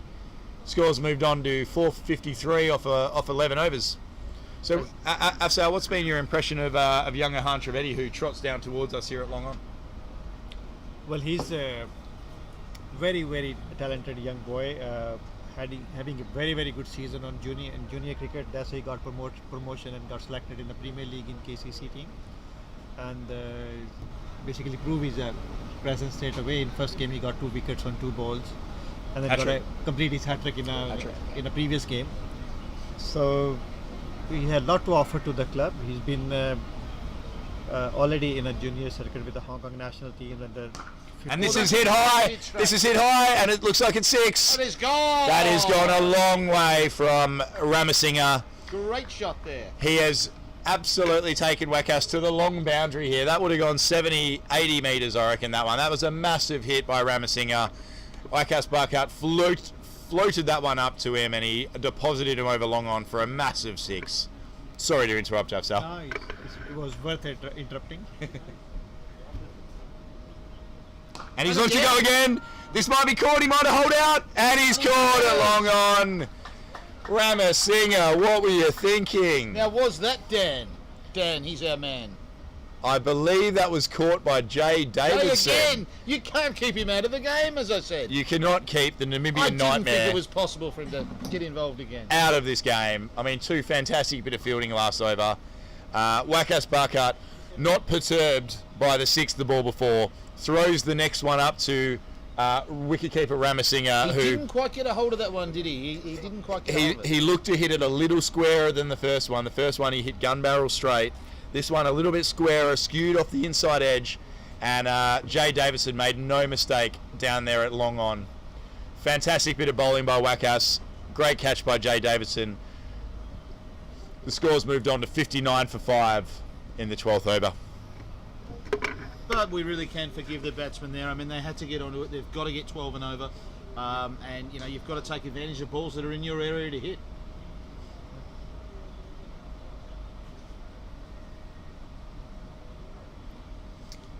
Who's the new batsman? And this brings Miran Zeb out to the crease. Obviously came in earlier today and bowled a couple of overs of off spin after Dananjay Rayo went down with a hamstring injury and bowled quite well. He's going to come in at number 7, and there's not much time for him. He's going to have to look to get on with it pretty much straight away. I'm actually interested. We might try and get an update from the Little Siwan bench whether Dananjay Rayo will come out and bat today. Obviously, you can't have runners in cricket anymore, so he would have to come out and do his own running. So we might try and speak to the manager of Little Siwan and get an update there for those interested in Dananjayo. As that one's worked into the leg side for a single. Thought about 2, but Aftab sent him back. Can you try and see if that Dananjay Rayo's got that? They don't have to tell you, but if just can we... Oh, reverse sweep, and that is gone all the way. That is a fabulous shot there. Wowee, and boy, oh boy. I am gutted I missed that. I was off trying to find out whether Dananjay Rayo was going to bat, and all of a sudden he's just pulled out the old reverse sweep and and knocked it for 6. I'm going to have to watch the replay of that. But from all reports, boy oh boy. And quicker one there for Wakas. And that's knocked along off for a single. Well, welcome to the crease, Miran Zeb. Oh no, that was Aftab. That was Aftab. Yeah, Ah. he can hit the ball. Well, Mehran is a good batsman as well. Yeah, he's He can hit moved. the ball. Aftab's moved on to 17, and this is Miran Zeb on strike, who's tried to slog away and spun the leg spinner past the outside edge to bring it into the 12th over, and the score moves on to 5 for 67. And we'll just do our normal round the grounds. Right on the tip of my tongue. So at the Hong Kong Cricket Club, it looks to be all over bar the shouting. Pakistan Association, in reply to Hong Kong Cricket Club's 186, are 92 for 8 in the 16th over. So basically impossible for them to get up in that one, by a miracle. Yeah, Zishan Ali made 26 off 33. Bubba Hyatt 30 off 24. Only one other batsman, Anas Khan, made double figures. So looks like Hong Kong Cricket Club a big win there. So they've had 2 wins against Little Saiwan and against Pakistan Association today. They only have USRC to play, and most teams so far have accounted for USRC, although nothing is a foregone conclusion. It looks like, and that one's tried to be hit away. It looks like the Hong Kong Cricket Club may well progress to the final of the Premier League T20. Obviously a little bit to go with KCC playing Pakistan Association next weekend. And then the final round of games will be Pakistani Association against Little Saiwan and the Cricket Club against USRC. So all to play for over the next few weeks, but as the T comes in and rolls his fingers across for no run. Yeah, it would be fantastic to see a KCC HKCC final. Actually, over the last few years, the game's been dominated by Pakistan Association, who have beaten basically just about everyone. Well, with the exception of KCC, of course, but everyone else. So yeah, to see HKC make the final would be fantastic and set up a blockbuster. And this one's hit high. High and wide. It looks like keeper Chris Carter's got underneath it. No, it hasn't. Has he caught it? He's caught it. And he's caught it. That's out. Yep, it's out. I can't see who caught it, to be honest. They're all in the way. Do you see who caught it? I think Azaz Khan. And that's Azaz Khan's taking the catch. I mean, it went high enough and close enough that you'd expect the keeper to run back for that one, but Chris, obviously weighed down by his towel, was unable to make the yards required to get to that extremely high ball. And Azaz said, "Don't worry, Chris, I've got you covered." Yeah, certainly aerodynamically challenged there, Chris Carter. Yeah. But a great catch really in the end by Azaz Khan. A fantastic catch, actually. There was an incident yesterday in the Crusaders game where that happened, and current captain of cricket, Roy Lamsam, actually ran out of the way of the ball and tried to call in young Max Cotter to take the catch. Max wasn't quite ready for it, and Roy nearly got hit on the head. Oh, look, in fairness to Roy, there was a tremendous glare off the nearby buildings here, and can't blame him for affecting that sort of action. And he did take 2 nice catches at second slip. He so took I 2 will, tremendous catches. have to give him that. Anyway, we digress. With that wicket, the score moves on to 6 for 68, and to the crease we have Tanvir Ahmed is come to the crease. Obviously the batsman crossed because that ball went unbelievably high, but not high enough for Chris to be able to make the 5 metres to catch it. As a tee comes into Aftab. And that slides hit away. All the way. That is a great cricket shot. I mean, you don't often see cover drives hit for 6 over forward point. A magnificent shot there by Aftab. I really just think it shows here at the KCC, you don't need, with the short boundaries, you don't need to slog. Really, it's all about timing, and that was a beautifully executed shot. A little bit of width there from Atik. First time he's got quite full and a little bit of width, so he'll just want to bring that length back a little bit and maybe roll his fingers across it. But look, Aftab's not going to die wondering here. That one's worked away to long on. Very well played there, actually. Wakas firing it in on the half volley to Chris Carter, who didn't look entirely impressed with that throw in. That brings to the end of the 13th over. The score is 6 for 75. 6 for 75.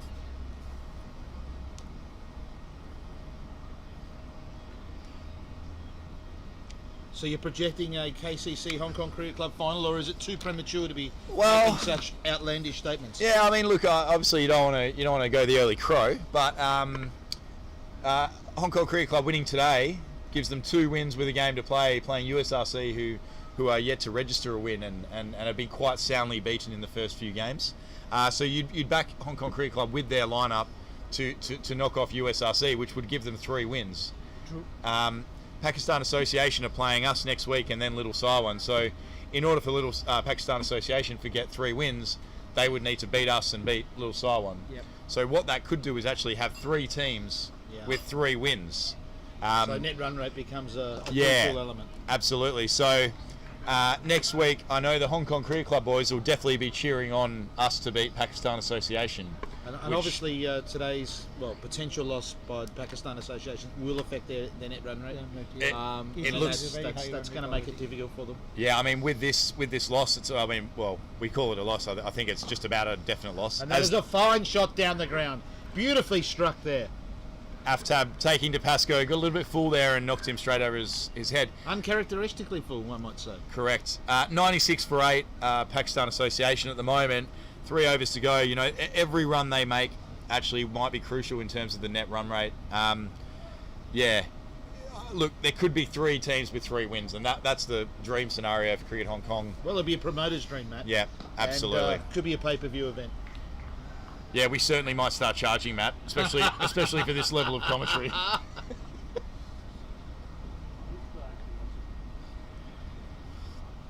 As Dan pulls the length back. And that one's cut away there to point for no run. Wakas Barkart making it look very easy.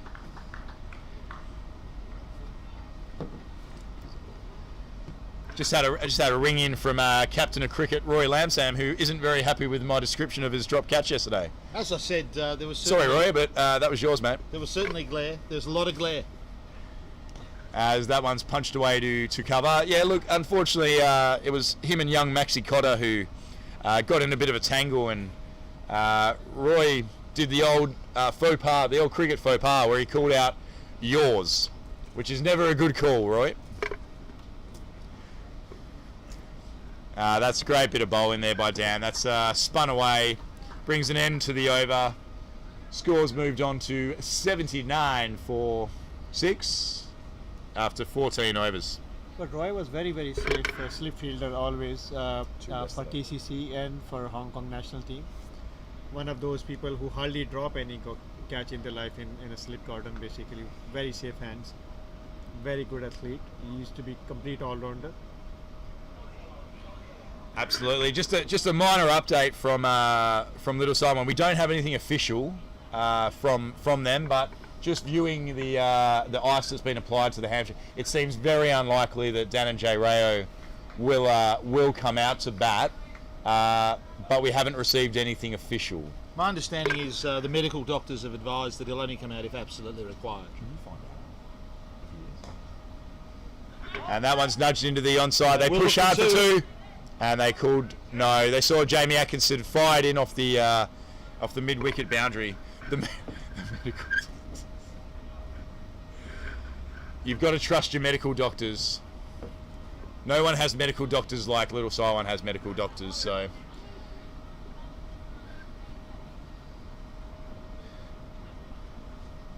And that one's defended back to Atik. He's pulled his length back beautifully, Afsal, since he got hit for a big 6 down here. He's always been very good with this with bowling in the situation like this. Does a lot of slow balls, different variations. In swing bowler normally, but he does a lot of tricks with the ball. Single again down to Atkinson at deep mid wicket. Served the club so many years at Tiko Rahman. I think he's a 28, 29, but he was 13-year-old when started playing for the club in Saturday, and very loyal. Powerfully struck on the member in the offside. club. That is a fantastic shot there. Beautiful strike. That's Tanvir Ahmed at his best. short of a length, and he just flayed it through the offside through cover there. No chance for the fielder, and 4 runs. Well, I guess Little Simon are thinking they might as well go down swinging. Funnier things have happened, Matt. That's Funnier true. things have happened. Oh, and another big swing. Right idea, this short boundary end. One big over, you never know.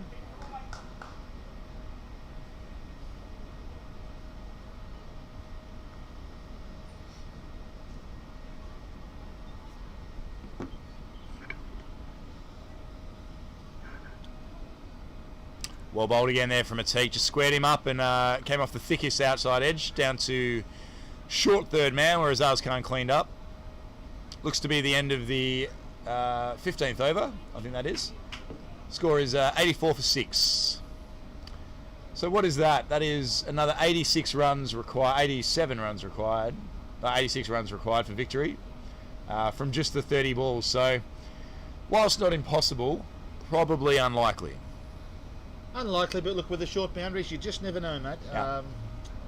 But this man right here, bowling Dan Pascoe, he has been Minesley, and they're going to have to find a way to get some boundaries off him, because he just doesn't give you anything to hit in normal. Well, a fantastic bowling change here by Jamie Atkinson, going to his most experienced and arguably his best spin bowler in Dan Pascoe. The pro will definitely be difficult to get away here. And he's come down the wicket and knocked it to long off for what looks to be a very comfortable single. Clearly they're going to have to go, but sometimes it's just not possible. You want to, but you're just not getting the balls to be able to do it. And what Dan is, he doesn't offer you anything, to hit. So, great bit of captaincy by Jamie to bring Dan on at this crucial time of the innings. Must use your feet to Dan if you want to try and score in any meaningful way. And that's Nick to short third man, and Ahan Trivadi cleans up. They get through for an easy single. I think Aftab's thinking here he's got to go. Where does he target, Matt? Where's your chance? Look, Where's I think your six? straight. Yeah. I think straight down the ground.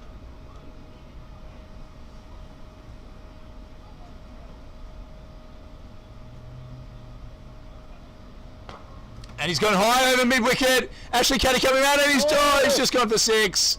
A valiant effort on the boundary there by Ashley, but couldn't quite make the ground required. And Aftab gets a much-needed boundary 6 for the Little Solomon Cricket Club. And he's moved on to 30, playing a massive rearguard innings here. As we said, nothing's impossible, and if he's going to keep striking them like that, they're still in with a big chance here, Little Solomon.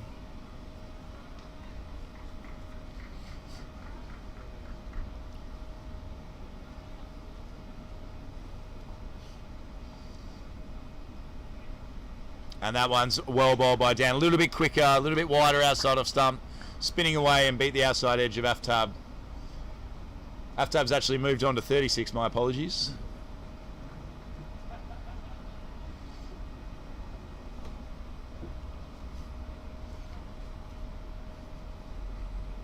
And that's going to be caught. That's caught and bowled. Easy as you like for Dan Pascoe. And he loves, he's got the guns out. The guns are out. Well, you don't see that very often. You don't see that very often unless Dan Pascoe's bowling. He loves the gun celebration. His nickname is 50 Cent. He loves it, Dan Pascoe, and as he should. A little bit slower, Yes, a little bit more air. beat him in the air there. And all Aftab Hussain could do was ship it back to Pascoe, who won't drop those. No, a very simple caught and bowled. You'd like them all to come that easily to you, wouldn't you? Correct. Real trouble now for LSW. That's right. It actually reminded me of a caught and bowled in yesterday's game. Matty Chappell, after dropping the same batsman, came in and took a beautiful caught and bowled to Smith's Pakistan Association's best player and basically seal the win for the Crusaders. So well done to Chaps. Who have we got now, mate? And this is the tall leg spinner Gazunfa is going to come in to bowl bat, I should say. Should have probably bowled a little bit more today, actually. I think we were discussing earlier on. Just the 3 overs from him, 1 for 13. I haven't seen a lot of Gazunfa bat, to be honest. Have you seen a bit of Afsal? Or? He's all right. Yep. He's not somebody who's going to go 59 in an over. Right. Good enough to rotate the strike, basically.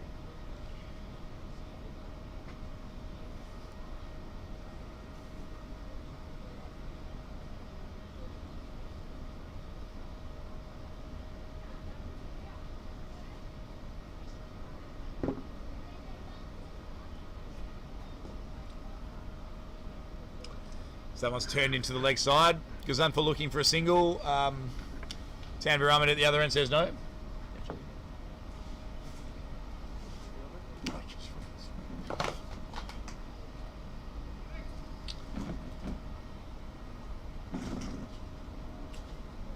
Okay, and we've just got some late mail. Danajay Rayo is actually putting on his pads, so it looks like he may well come out here to bat should he be required. Very gutsy effort from the young fella after pinging a hammy.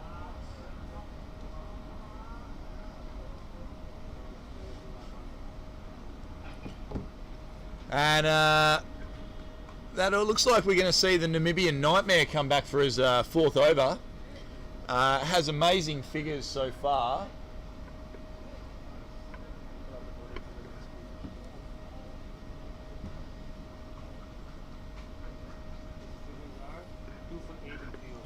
So he's taken 2 for 8 in 3 overs after his 2 or 3 wickets last week as well. He's been in top form, the Namibian Nightmare, as he comes into bowl here from the club end. And that's hit on a massive 6. That has gone so far.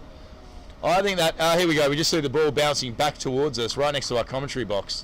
That's hit halfway up the tennis court with just what was a flick of the wrist by Tanvir Ahmed. Jay got in the slot and he got duly deposited.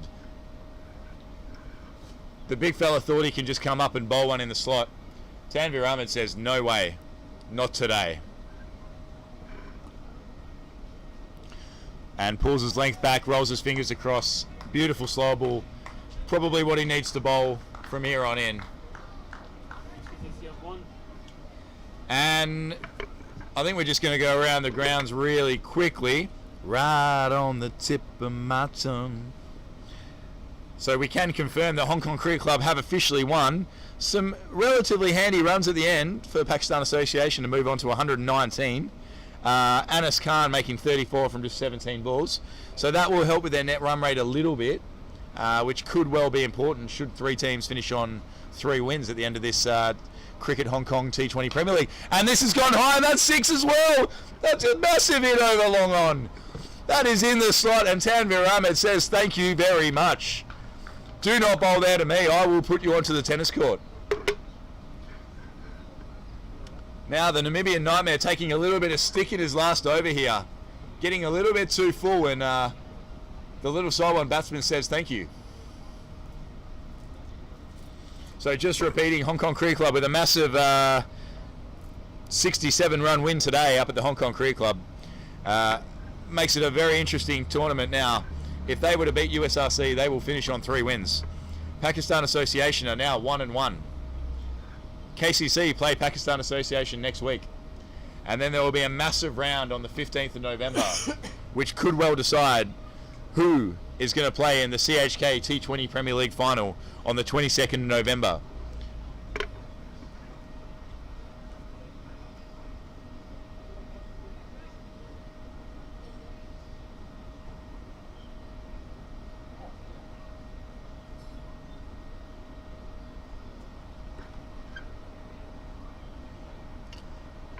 And Jay comes in again, he's short and he's hit it long off. And it looks like it's caught it long off. Ashley Caddy takes the wicket. Jay Davidson, after being deposited for 2 massive 6s, strikes back and takes the wicket of Tanvir Ahmed, who had to keep going with the run rate required above 12. He had no option but to keep going, and Jay Davidson takes his 3rd wicket of the innings. It's certainly the 4-man with the ball for KCC at the moment. Score moves on to 104 for 8 in the 17th over.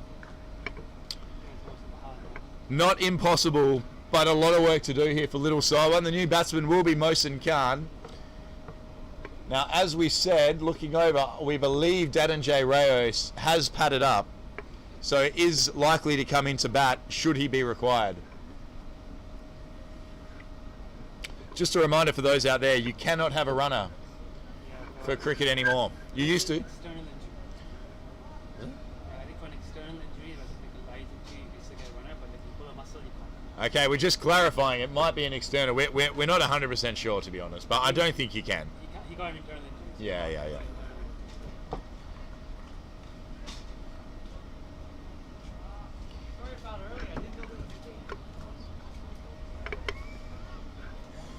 As there's a massive wicket there for the KCC. Big Jay Davidson coming into bowl to Mohsin Khan, who will be looking to get on with it.